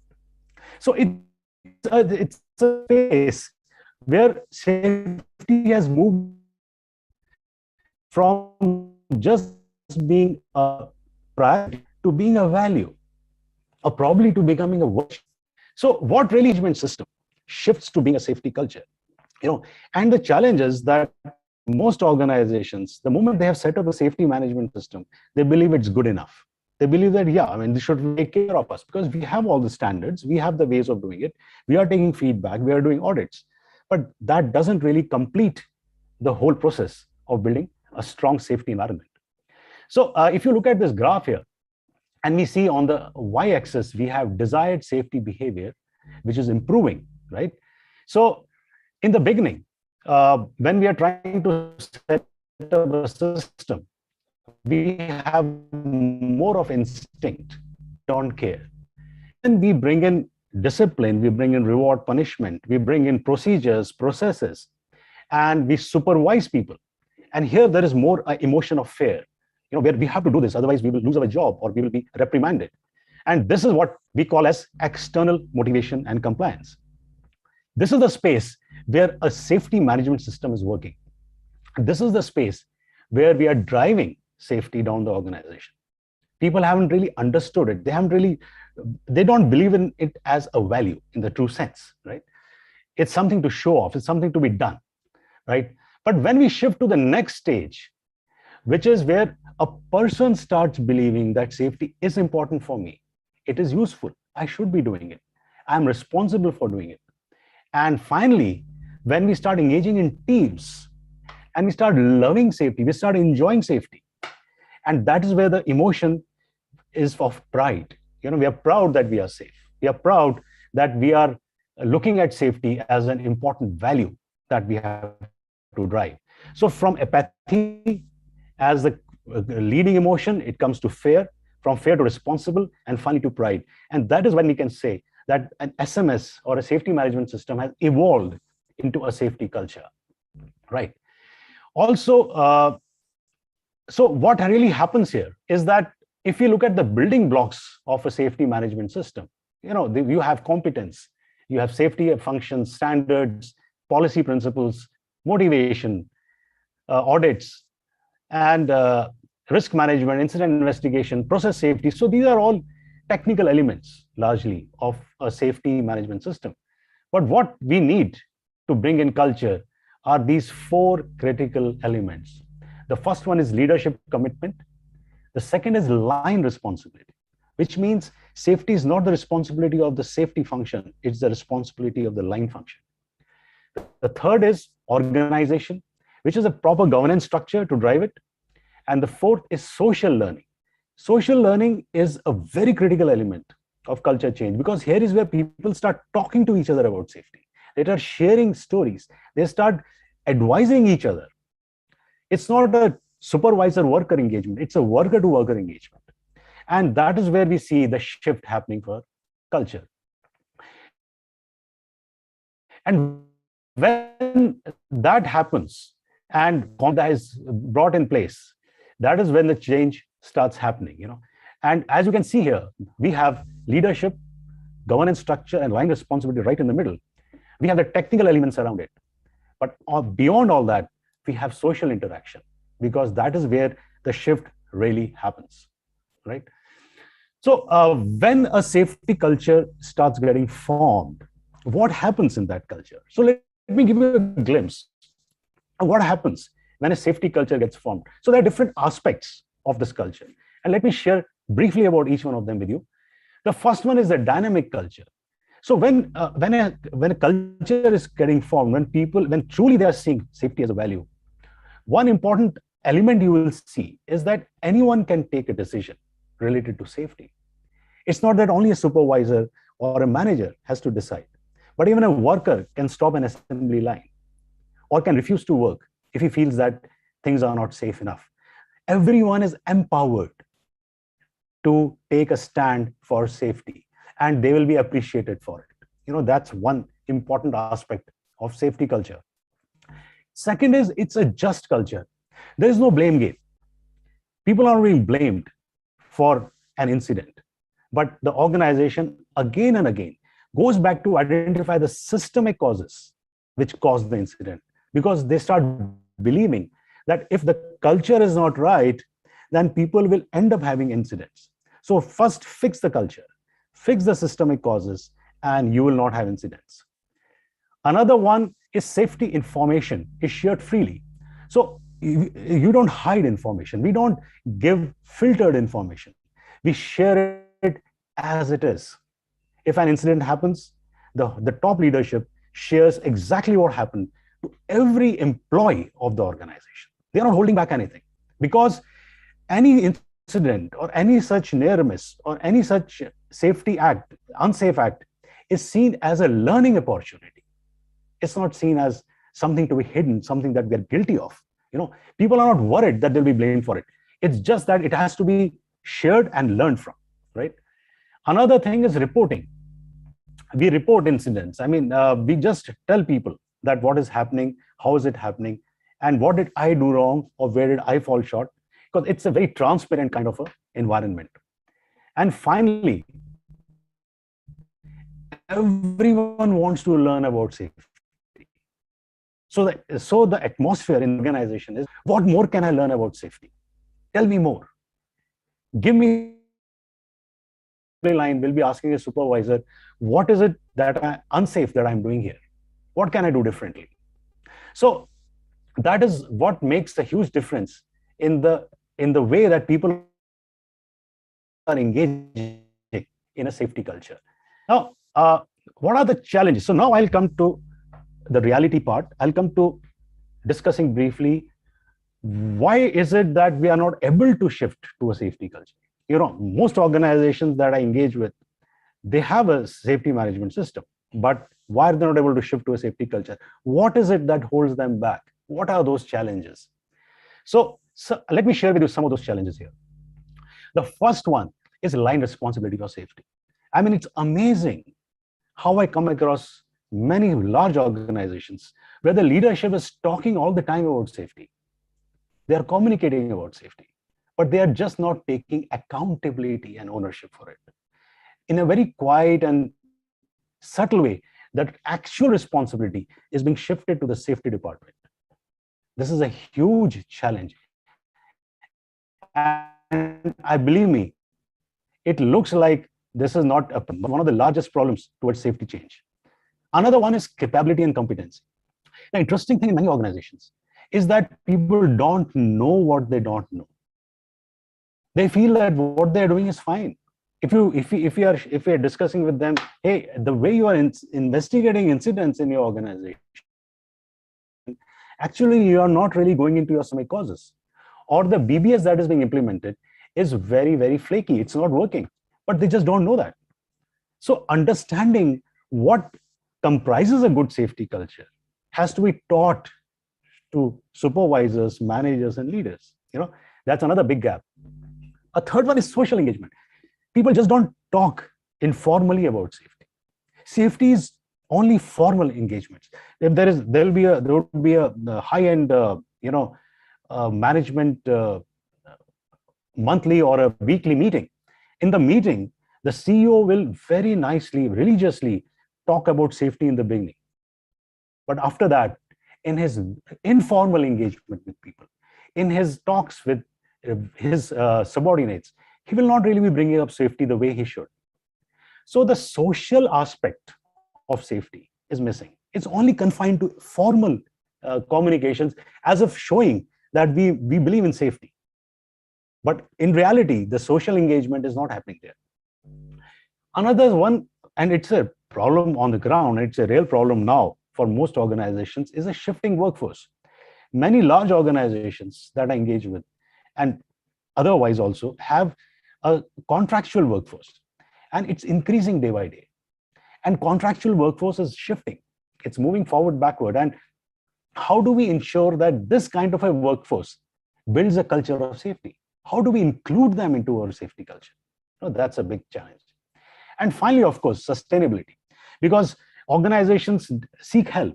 So they go out and they catch hold of a consultant or some expert, and they say, hey, help us build up a safety culture. So there is a process involved, and then they build a safety culture. But the moment the handholding is gone, the moment the consultant leaves, the culture starts going back to being what it was earlier. So how do you build a safety culture which is sustainable, which has reached a point of not going back? So these are some of the challenges that are faced. And how do we resolve these challenges? So let me quickly run you through some of the key elements that will make a difference between success and failure, right? And this is a very short description of what I understand, because honestly, it's a much larger and a much complex subject. But let me give you a sense of what is it that really works. So the first thing, which is most important, as I realized that many of the esteemed speakers before me have mentioned this also, the first most important thing is leadership. And in leadership, it's specifically role modeling. A leader has to do what he's expecting others to do. And role modeling is not easy. We believe it's very easy. We believe it's fine. I mean, I can do what I'm expecting others to do, but we do not do that. Why is it important? Because any leader is being watched very carefully by his subordinates. If you are a leader of a 5,000 member workforce, all those 5,000 people are looking at you. They are not looking at what you're saying, they're looking at what you're doing. They're looking at how you engage in terms of safety. How do you wear your PPE? How do you walk in the plant? How do you informally converse with workers related to safety? How do you take action on safety issues? So they are watching you, and you have to ensure that you actually believe in safety as a value, right? One has to be very authentic as a leader to really drive it as a passion. Use every opportunity to demonstrate. I mean, a leader has to know that he's a public figure, and he has to use every opportunity to tell people what he truly believes in. Do it consistently. This is one of the biggest challenges. And believe me, I have coached hundreds of leaders. I have shadowed hundreds of leaders. Consistency is the biggest problem. I mean, you believe that if I do it 5 times out of 10, I'm making an impact, but no, you have to do it 10 times out of 10. And finally, be a little obsessive about it. I mean, obsession is important to make an impact. I mean, I have known leaders in DuPont who, when we were sitting in a car and we realized they didn't have seat belts, they got down from the car on the main road, refusing to sit in the car. We had to stand on the road waiting for another car to come. But this leader said, no, I'll not be sitting in this car because it doesn't have a seat belt. That's obsessiveness. But that's what makes an impact, right? So that's number one. Another important thing is governance structure. Now, we may have a safety management system in place. We may have all the procedures, standards, audit, incident investigation, and all that. But how are we taking the whole thing forward? So a governance structure which is led by the top leadership. It cannot be done. You can't have the safety department leading it. You can't have HR department leading it. The CEO has to lead it.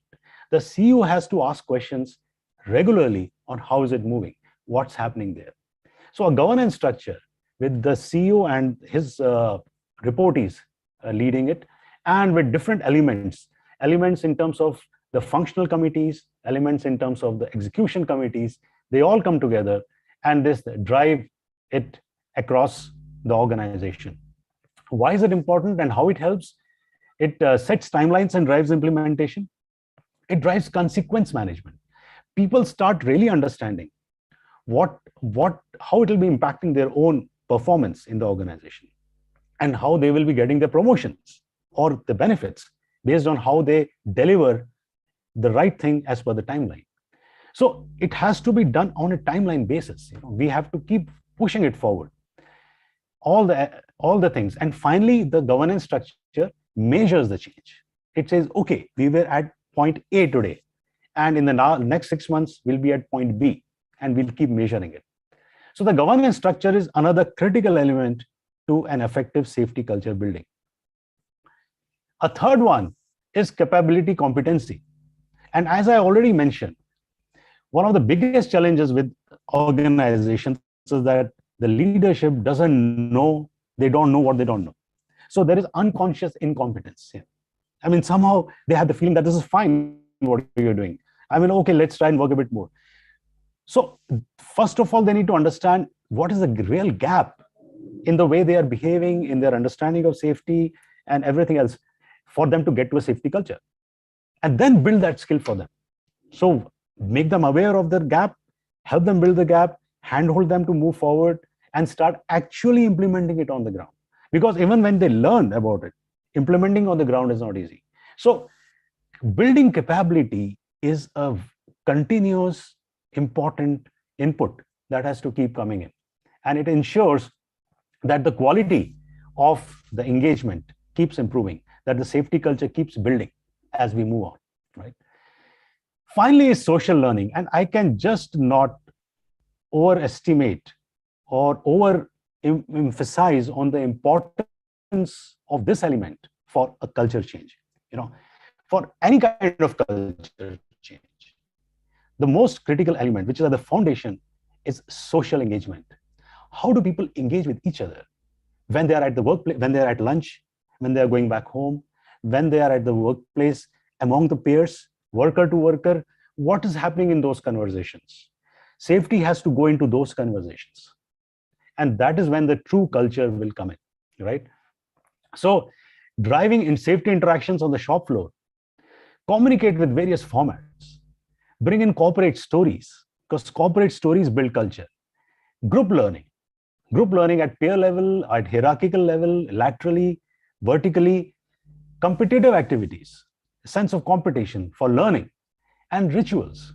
I'll not go into this in much detail, but each of them is a very large aspect of building a strong culture, right? So to give you a sense, I mean, when you're building a safety culture, actually various elements are brought in and various activities are done. But just to give you a sense that 60% of the time goes in just hand-holding and helping people to start implementing it on the ground. So I can say this, that about 70% of the time spent for building a culture is after the safety management system has been put in place. After all the standards, procedures, everything is in place.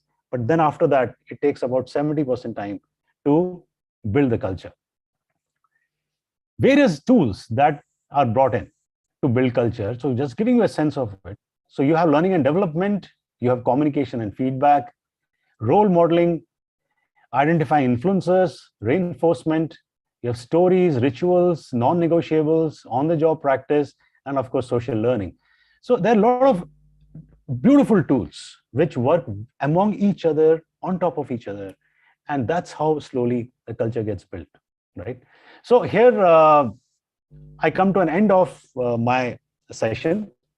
And I'd just like to summarize by saying that culture is something which is invisible and which impacts us everywhere. It impacts in our family, it impacts us in our groups, in our organization. And building a safety culture requires us to understand what culture is all about. Because once we understand that, we'll realize what is the gap and how do we need to fulfill that. So thank you so much. And that will be the end of my session. Thank you. Thank you, Rajatji. Thank you very much. That was a very enlightening presentation. It's so hard to try and bring all those points and sum it up. You covered the length and breadth of safety, and how beautifully you brought out the fact that we like safety, the word safety. We also use the word culture in a very loose manner, without even realizing, like those two little fishes in the river, as to what culture is. And what we see is probably just 10% of the 90% that is most often hidden underneath, the various the issues that we have in life. You also very rightly brought out the points that tools are very important, dashboards are very important to understand these things and present them. Leadership is a very important thing. That's one thing that's constantly coming out here, that a leader is a person who people must be able to look up to, and the leader has the responsibility of demonstrating the right intent, the right attitude, and must be absolutely honest. Like you said, that it is not possible for him to speak eloquently about safety, and then when he's away, very casually speaking to others, speak of safety with absolute disdain or not even talk about safety. Very, very important points. And that's where honesty comes back. The character of a leader is judged by his honesty, by his integrity, and those lovely points that you brought out, that you have to be absolutely, what is the word that you used? Authentic. No, authentic is one. You have, what does somebody become with their girlfriend? Oh my God, I'm not getting it. Anyway, I will get that. So these are very, very, very valuable points, and these are things that we must constantly be, thinking. Sorry, you were saying there's something, Rajat Sab. You're trying to help me there. No, I'm obsessed. Obsessed. Like, yes, like we are all obsessed with our girlfriends and our family. We must be absolutely obsessed with the need for safety, the need to practice safety, always, whether we are being watched or we are not being watched in our daily lives. And safety is not something that pertains or is the domain of one person, but every single person in an organization, in a family, in an institution, in a group must understand the importance of safety. And that's very, very important. It's not a chess game. It's a team game. It's like a football or a cricket where everybody needs to participate, because if one doesn't, then you have a serious break in the chain. And when a chain's link breaks, it's of absolutely no use. How much ever you might do well, there's always a weak link somewhere that may break. Very, very valuable points. I think people will have something great to take home, to probably watch your presentation once again and try and practice these things.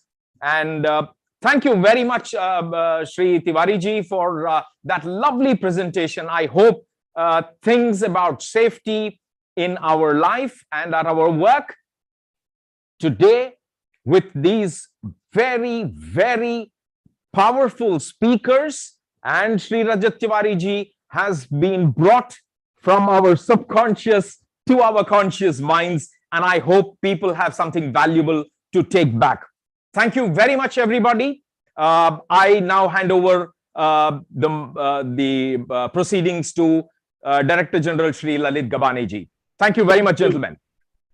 Thank you so much, Mr. Ravi. And I would like to once again thank Shri Rajat Tiwari for such a wonderful talk on safety culture. Ladies and gentlemen, you are aware that today is 4th March, National Safety Day. While we just spoke, Rajat ji just spoke about the leadership involvement, leadership driving the safety, leadership walking the talk. After this program, when you go back to your workplaces, just check. Today, there must be board meetings happening. There must be corporate executive committee meetings happening in many companies. The annual plans are being prepared, being readied for the next financial year's business. How many boards and such corporate committees have discussed safety today being the 4th March? Please ask that question in your organization. And if those organizations have really discussed safety today on the 4th March, which is National Safety Day, that's the success of those organizations. That's the commitment of those organizations in building safety culture in their organizations. With this, I would like to, before we close, I would like to announce that there is going to be announcement of NSCI Safety Awards 2021 winners. But the gentleman who has been talking to us since morning for last 2 hours is so passionate about safety. He has been so wonderfully articulating, showing his commitment and passion to safety is Mr. Ravi Shankar Thandavan. You may ask, who is he? I know Mr. Ravi Shankar for past few years, and I invited him to conduct today's proceedings. Mr. Ravi Shankar Thandavan is a founder, director, and chief executive of Revroy Private Limited, a company engaged in safety and security solutions. And I must, from my heart, I must thank Mr. Ravi for giving his valuable time, 2 hours, for the cause of safety and agreeing to my request to be a host for this today's program. Mr. Ravi Shankar is a commerce graduate, over 33 of experience across varied industries such as hospitality, aesthetics, interior enhancement products, direct marketing, mailing, material handling, etc. He is a specialist in pedestrian and vehicular safety management involving movement control in high security environment and anti-terror applications. He is a specialist and consultant for movement and storage in confined spaces. And his success stems out from his passion for safety, quality, and building customer confidence through his through his commitment. And that was very loud and clear today when he was talking to all of us. He is actively involved in Indian fire and security and safety industry. He held position as National Treasurer and Chennai chapter president and executive board member of Fire and Security Association of India. He is also one of the founding members of FOCUS, Forum of Critical Utility Services of the Construction Industry, and he is a chairman of Policy Advocacy and Membership. So Mr. Ravi Shankar is not a professional anchor or a compare. He is a well-wisher of National Safety Council. He is a passionate safety leader, and that is what drives his commitment.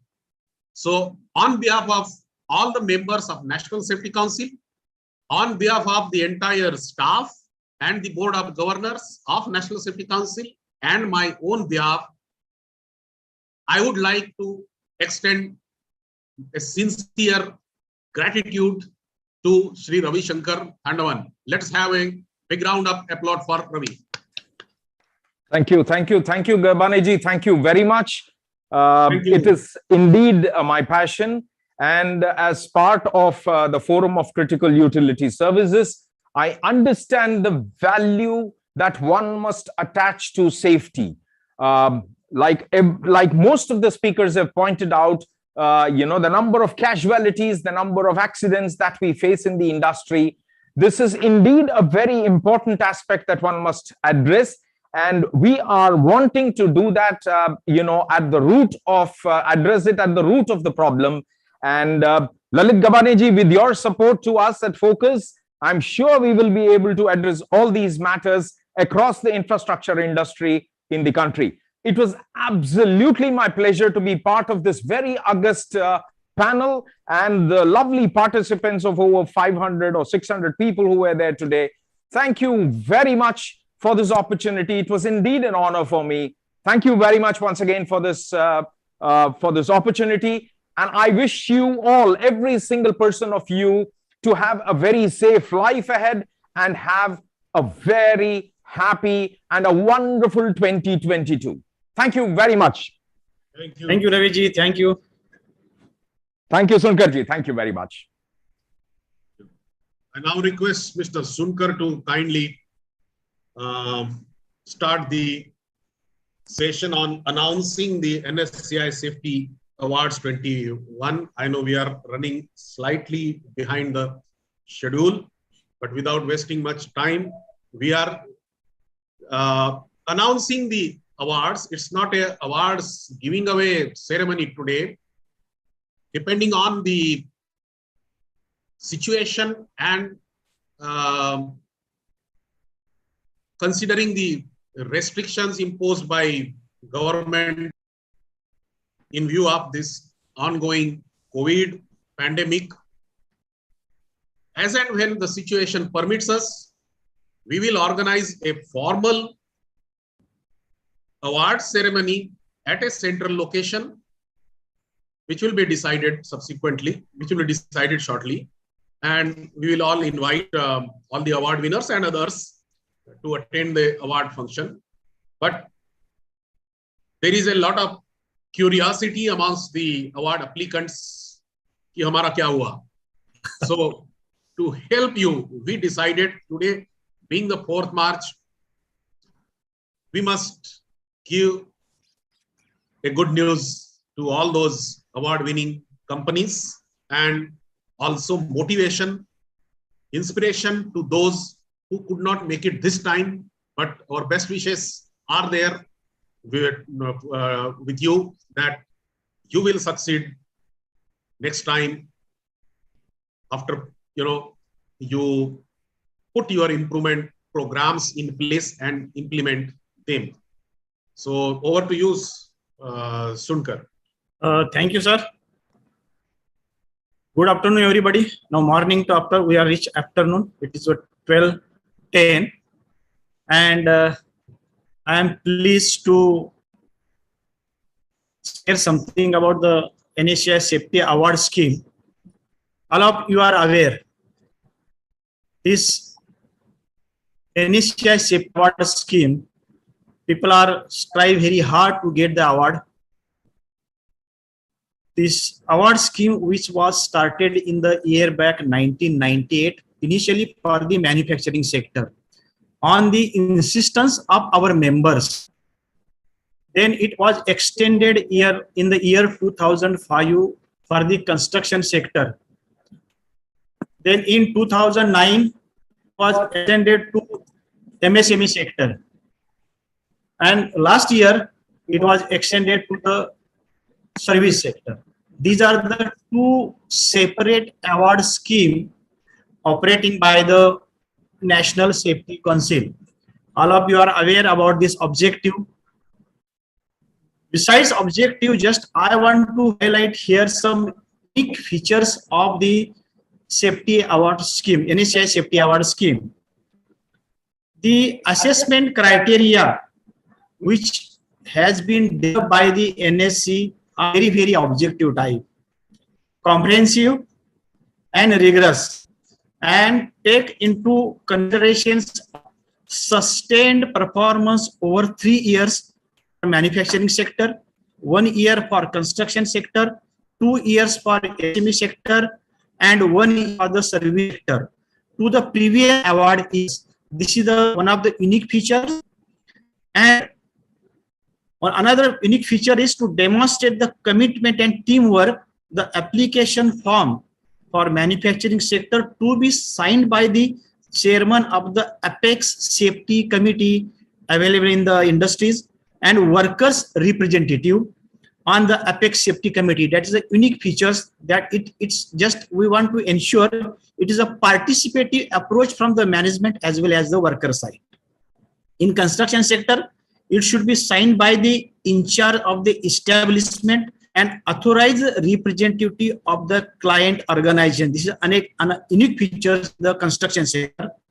Whereas in MSME sector, the form to be signed by owner or enterprises occupier along with worker representative, and for service sector, the form to be signed by the owner or employer. This is a unique features. Then to recognize the teamwork involved in achieving the award-winning performance, each organization is requested to send a 3-member team comprising the unit head, project head, safety head, and senior worker members on the safety committee for receiving the award in a physical function. In construction sector, the client organizations are also conferred along with the establishment to recognize their contribution in the achievement, because their involvement is very important in construction sector. Also, there are some benefits. It will give the national level recognitions to the organizations. It demonstrates the management's commitment to high standard of safety, health, and environment, and it heightens the prestige of the organizations and boosts the morale of the employees. That is a very important, because in safety, all of you are aware, involvement of each and every, always we say safety is the responsibility of each and everyone working in the organization, working at the site. With this benefit, just I want to highlight, today we are going to announce 121 award winners names. During last 2 years, we are facing a lot of problem because of this pandemic, and companies and establishments are working very restrictions environment due to various constraints due to the pandemic.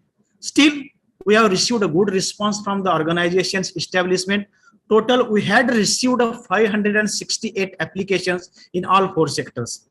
Out of these 568 applicants, 121 have won the awards based on the criteria of the award assessment. We have different stages assessment. One is a desk assessment, reassessment of the applications. We are seeking confirmations from the various authorities, whatever the data provided by the organization or companies regarding accident statistics or prosecutions in SHE. We are seeking the help of Chief Inspector of Factories of each state, Pollution Control Board of each state, and Atomic Energy Regulatory for the regulatory establishments.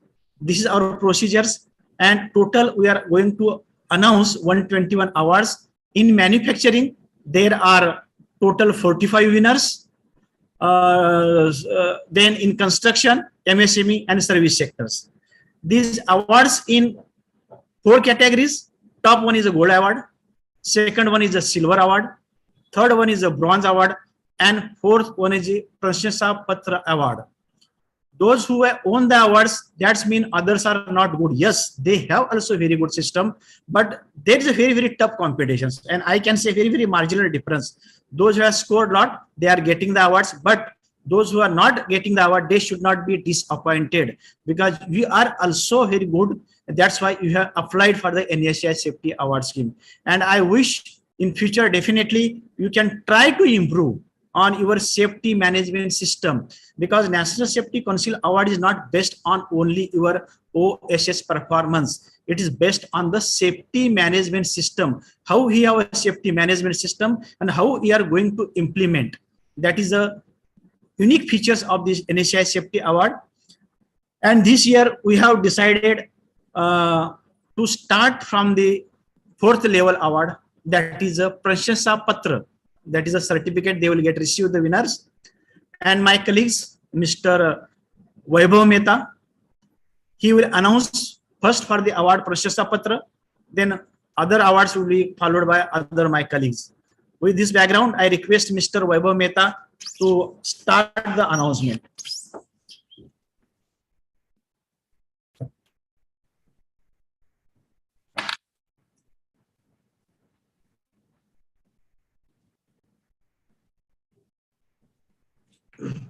Thank you, sir. Now I'm going to announce the winner of Prashasa Patra. The awards in this category covers manufacturing sector, construction sector, MSME sector, and service sector. So in Group A, manufacturing sector, the Prashasa Patra winners are ONGC Mangalore Petrochemical Limited, Mangalore, Karnataka; GAIL India Limited, Gas Processing Unit, Gandhar, Gujarat; GAIL India Limited, Gas Processing Unit and Compressor Station, Waghodia, Gujarat; Brahmaputra Crackers and Polymer Limited, Assam. In Group A1 category of manufacturing sector, the awards winners are Reliance Industries Limited, Bhopal Terminal, Madhya Pradesh; Reliance Industries Limited, Rewari Terminals, Haryana; Reliance Industries Limited, Haldia Terminals, West Bengal; Indian Oil Corporation Limited, Patna Terminals, Bihar; GAIL India Limited, HVJ Compressor Station, Guna, Madhya Pradesh; Indian Oil Corporation Limited, Indian Bottling Plant, Bangalore, Karnataka; Reliance Industries Limited, MCT Kanpur Terminals, Uttar Pradesh; Hindustan Petroleum Corporation Limited, Kundapalli LPG Bottling Plant, Andhra Pradesh; Hindustan Petroleum Corporation Limited, Lucknow IRD, Uttar Pradesh; Indian Oil Corporation Limited, Western Region Pipeline, Jaipur, Rajasthan; Indian Oil Corporation Limited, Patna Bottling Plant, Bihar; Indian Oil Corporation Limited, Mathura Marketing Terminals, Uttar Pradesh. In Group B category, the Prashasa Patra winner in manufacturing sectors are Indian Explosives Private Limited, Jharkhand; Keminova India Limited, Bharuch, Gujarat; National Fertilizers Limited, Punjab; Supreme Petrochemicals Limited, Raigad, Maharashtra; Indian Farmer Fertilizer Cooperative Limited, Uttar Pradesh; Godrej Consumer Product Limited, Meghalaya; the Andhra Petrochemical Limited, Andhra Pradesh; Cadila Healthcare Limited, Vadodara, Gujarat. In Group C category for the manufacturing sector, the award goes to JSW Energy, Barmer, Rajasthan; Maithon Power Limited, a Tata Power and DVC joint venture, Jharkhand; NTPC Limited, Talcher Thermal Power Station, Angul, Odisha; Nuclear Power Corporation of India, Tarapur Atomic Power Station, Palghar, Maharashtra; then Nuclear Power Corporation of India Limited, Kakrapara Atomic Power Station, Gujarat; Torrent Power Limited, Surat, Gujarat; Udupi Power Corporation Limited, Karnataka; Adani Power Maharashtra Limited, Gondia, Maharashtra; Hindalco Industries Limited, Odisha. In Group D category, the manufacturing sector, the Prashasa Patra winners are Sri Jaya Jyoti Cement Limited, Andhra Pradesh; Tata Steel Limited, a ferro manganese plant, Odisha; Panasonic Life Solutions India Private Limited, Daman; JK Lakshmi Cements Limited, Gujarat, Honda Motorcycles and Scooter India Private Limited, Alwar, Rajasthan, Vedanta Limited, Metco Division, Goa.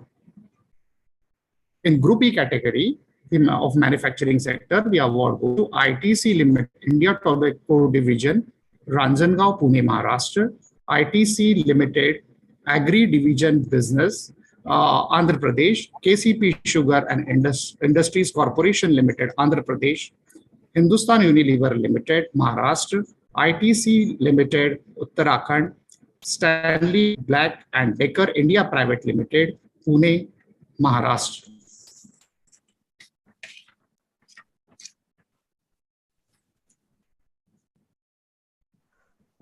Yes, Yeah. good afternoon.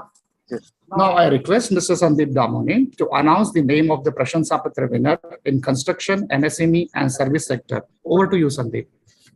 Thank you, Mr. Vaibhav. Yes, as my colleague Vaibhav announced this award in manufacturing sector, that Group A is especially for petroleum, refinery and petrochemical complex. Group A1 is for bottling plant, that terminal and lubricant plant. Group B is for chemical division, chemical sector, and Group C is for power plant. Group D is engineering, and Group E is that paper, tobacco, and food industry, etc. So this is a classification we have done in manufacturing. There are 6 groups. Now we are entering into construction sector award. That is, we are announcing Prashansa Patra in Group A and Group B. That Group E is for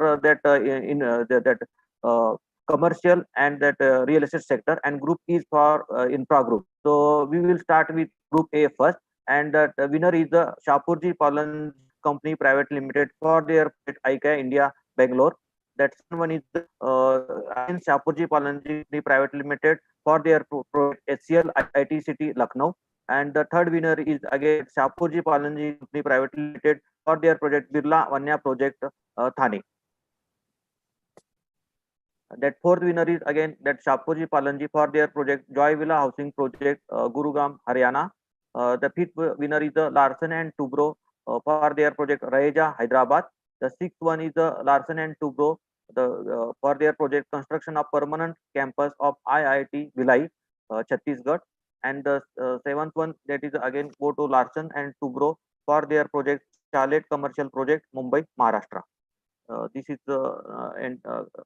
now entering into Group B. That first one is the L&T Hydrocarbon Engineering for their project Ethylene Glycol project at Odisha.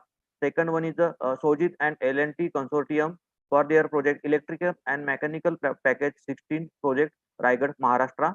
Third one is the Larsen and Toubro for their project NTPC Vidyanchal Super Thermal Power Project, Madhya Pradesh.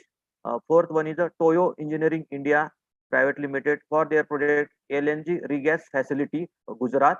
And fifth one is the Larsen and Toubro Limited for their project Surya Regional Bulk Water Supply Scheme, Mumbai, Maharashtra.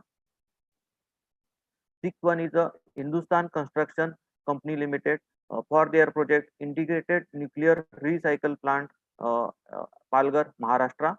Sixth one is the Larsen, and seventh one is the Larsen and Toubro for their project Fast Reactor Fuel Cycle Facility Project, Kalpakalam, Tamil Nadu.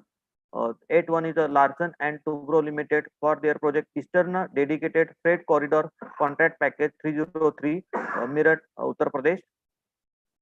And then last one is the Larsen and Toubro for their project Delhi Agra Road Project, Haryana. And now we are entering in MSME sector. Again, here are the 6 Prashansa Patra award winner. The first one is that Godrej and Boys Manufacturing Company, Dairy RMC Plant, Pune, Maharashtra. Second winner is the Rallies India Limited, Akola, Maharashtra. Third winner is the Godrej and Boys Manufacturing Company, Ambernath RMC Plant, Thane, Maharashtra. Fourth one winner is the Ultratech Cement Limited, Ultratech Concrete, Ahmedabad, Gujarat. Fifth one winner is the Godrej and Boys Manufacturing Company Limited, Wagoli RMC Plant, Pune, Maharashtra. Sixth one is the Godrej and Boys Manufacturing Company Plant, Khalapur RMC Plant, Raigad, Maharashtra. Now we are entering in service sector. Again, there are 6 Prashansa Patra winners. The first one is the Larsen and Toubro Infotech Limited Technology Tower and Power, Mumbai. Second one is the Indira Gandhi Center for Atomic Research, Department of Atomic Energy, Kalpakulam, Tamil Nadu. The third winner is the Kusum Dheeraj Lal Hospital, Ahmedabad, Gujarat. Fourth one winner is the Hindustan Unilever Limited R&D Facility, Bengaluru. Fifth one is the Cinecron Technologies Private Limited, Hinjawadi, Phase 3, Pune. And sixth one is the Karnataka Power Transmission Corporation Limited, Mysuru. So now I would like to invite my colleague Sneha to announce the level 3 award, that is Suraksha Puraskar Bronze Trophy, so for manufacturing, construction, MSME and service sector. Over to Sneha. Thank you, Mr. Damone. I'm happy to announce the Suraksha Puraskar for all the sectors. It is a level 3 award, consists of bronze trophy and a certificate. As already informed by Mr. Damone, there are 6 groups in the manufacturing sector. Under Group A category, the award goes to GAIL India Limited, GAIL Vijaypur Complex, Guna, Madhya Pradesh. The winner under Group A category, A1 category, Hindustan Petroleum Corporation Limited, Kanpur Terminal, Uttar Pradesh.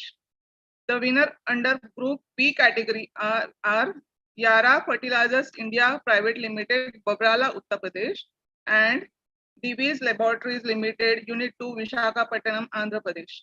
In Group C category, winners are Rosa Power Supply Company Limited, a unit of Reliance Power Limited, Shahjahanpur, Uttar Pradesh, and Nuclear Power Corporation of India Limited, Kaiga Generating Station 3 and 4, Kaiga, Uttar Kannada.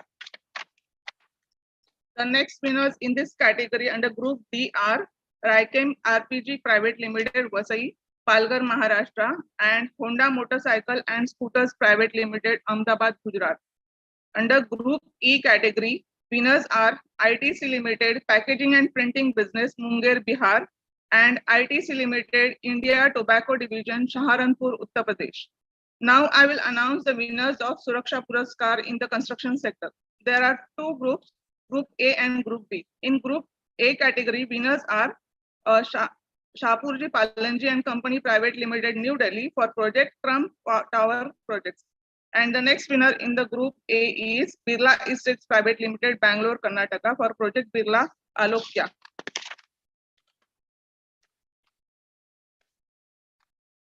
The winner under Group B category are CCE, CC and KEC Joint Venture, New Delhi, for Project DMRC Phase 4 Design and Construction Package 01.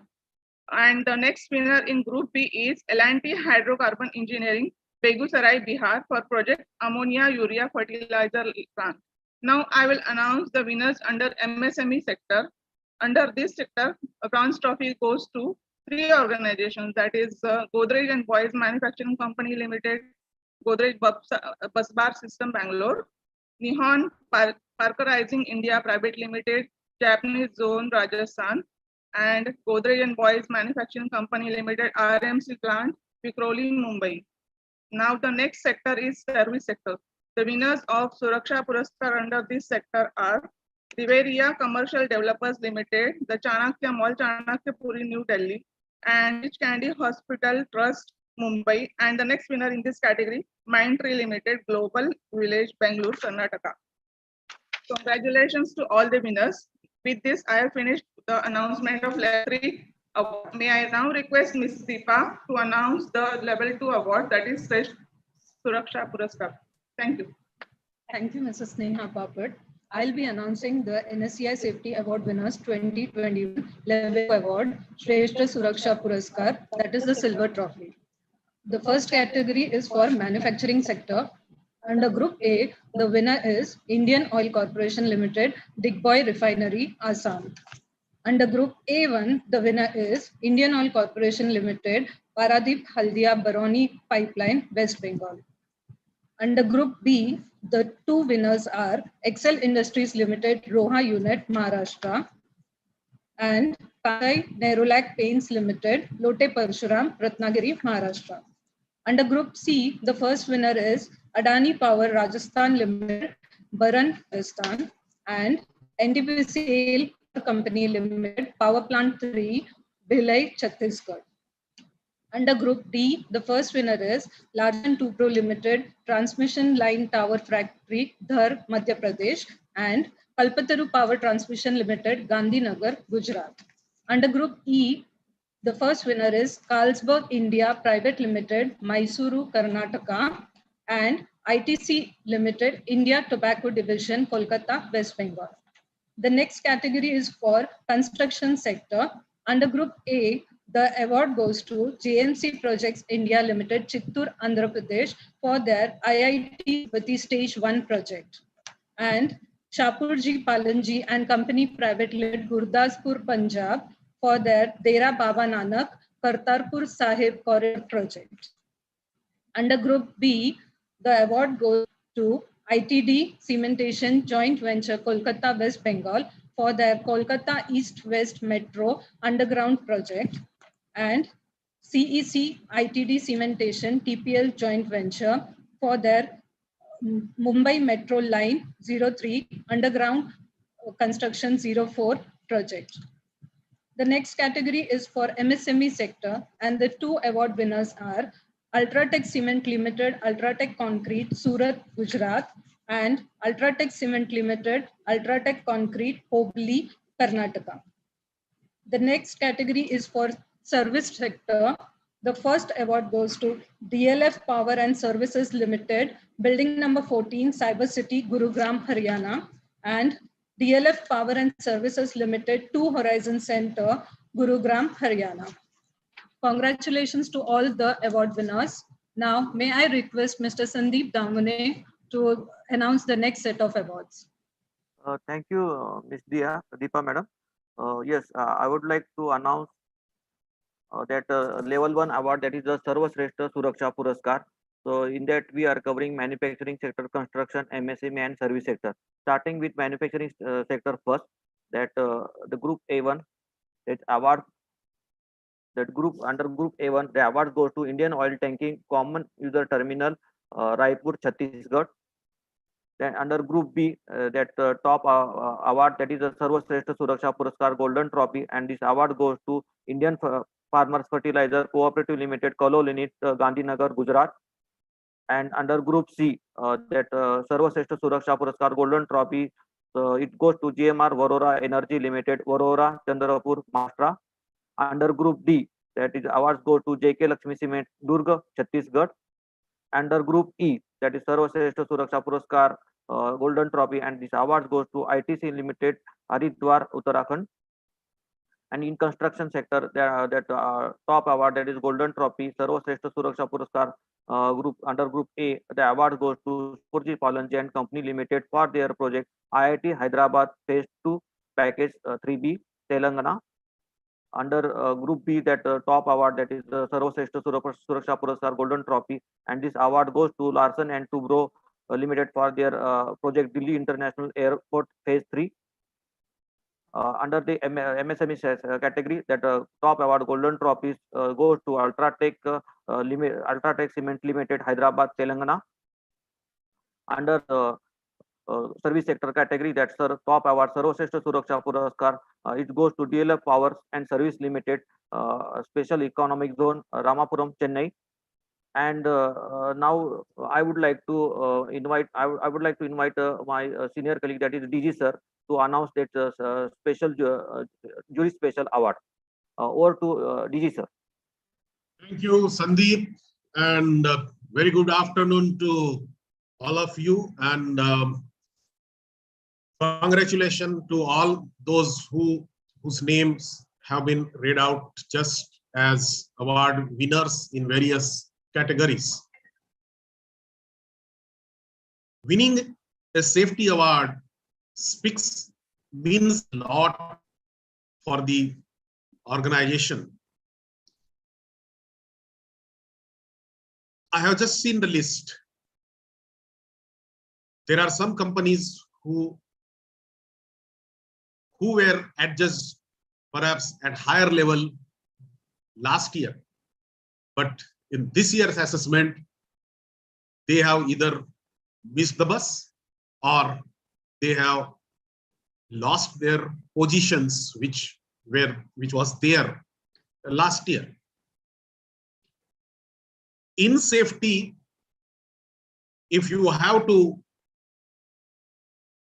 demonstrate that yes, you have a robust system, a very strong commitment by the top management and by the every individual in the organization.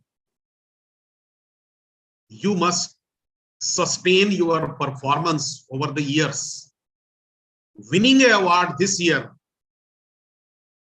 and having accident next year doesn't make sense, doesn't demonstrate that you have a strong culture of safety in your organization. There is one organization whose name I am going to announce now. That organization has shown consistent performance since last 3 years with continual improvement in their score, in their audits, that awards assessment score, what the team does here. So that shows a very strong commitment, involvement of everyone in the organization in the safety matters, and a desire to excel and do continual improvement. We are all aware since last 2 years, the country, every industry, every organization has passed through very tough times. It was difficult for some organization to even meet their business targets. Despite all that, this organization has demonstrated very good progress in their safety. So we at NSC's awards committee presented that case to jury who decide these awards, who shortlist the awards, that yes, this organization deserves something better than your just a gold trophy. So the jury has agreed that yes, they have done wonderful. We must give them a jury special award for continual improvement in safety, health, environment performance, for showing the continual improvement during last 3 years, 2019, 20, and 21. So that organization is, kindly display the name. Go to the next slide. That organization is Indian Oil Corporation, Guwahati Refinery. Kindly give them big applause. Well done, Indian Oil Corporation, Guwahati Refinery, for this remarkable achievement and your continual improvements. Thank you so much. And I think this is the last point, the end of the program. With this, I would like to thank all participants of this today's event, all the organizations who have participated in the Awards 21, all the organizations who have won these awards, and last but not least, my all colleagues, especially Mr. Sunkar, Mr. Sandeep Dhamone, Vaibhav Mehta, Deepa, Sneha, Govind, and Bipin, and all those who have been directly or indirectly involved in making this today's program a grand success. I'm happy to say that there were 630 participants who attended this program, and the live streaming is going on YouTube. With this note, I take leave from all of you, and thank you so much. Thank you, sir, for your nice word. These are definitely encouraged to all of us, and definitely we will excel for new challenges in the NSC. Just I want to highlight here those who have won, that is 121 awards. There is some criteria minimum basic qualifications for getting is 75% and above in manufacturing sector, 70% in construction sector, and 65% in manufacturing sector and service sector. But all may not be get award because there is some limitations for the awards.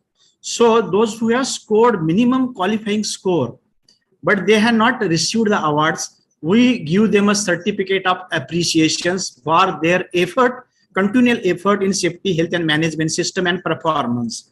In manufacturing sectors, there are 163 such organizations. They will get a appreciation certificate from National Safety Council. In constructions, there are 88 organizations. In MSME sector, there are 18 organizations. And in service sector, there are 3 organizations. These certificate we will send by post to this after the award function is over. As told by our Director General, yes, we are waiting for the government's lifting the restrictions. Once it's lifted, we will organizing a physical function for distributing or giving these awards to the winning organizations. Definitely, we invite very VIP, very important persons for these the functions. Normally, we invite Minister of Labor, Government of India for handing over these awards. I request all the award winners, all the applicants to make it convenient to attend these award functions. Definitely, we will inform you, and whatever we announce today's list, along with the appreciations winners, we will be posting this name on our website. We are working on it, and possibly at evening we may able to do it. Definitely we'll do it because people are waiting. We are aware of this, and my team is working on it, and they will do this. With this, once again, I thank you each and everyone, and particularly to all the applicants of NSCI Safety Awards 2021. With this, best luck and good wishes. Thank you. Thank you.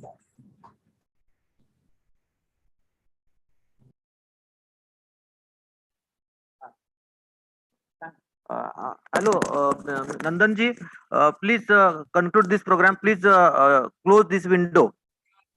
Okay, sir. Meeting. IT support, please end the meeting. Okay, sir.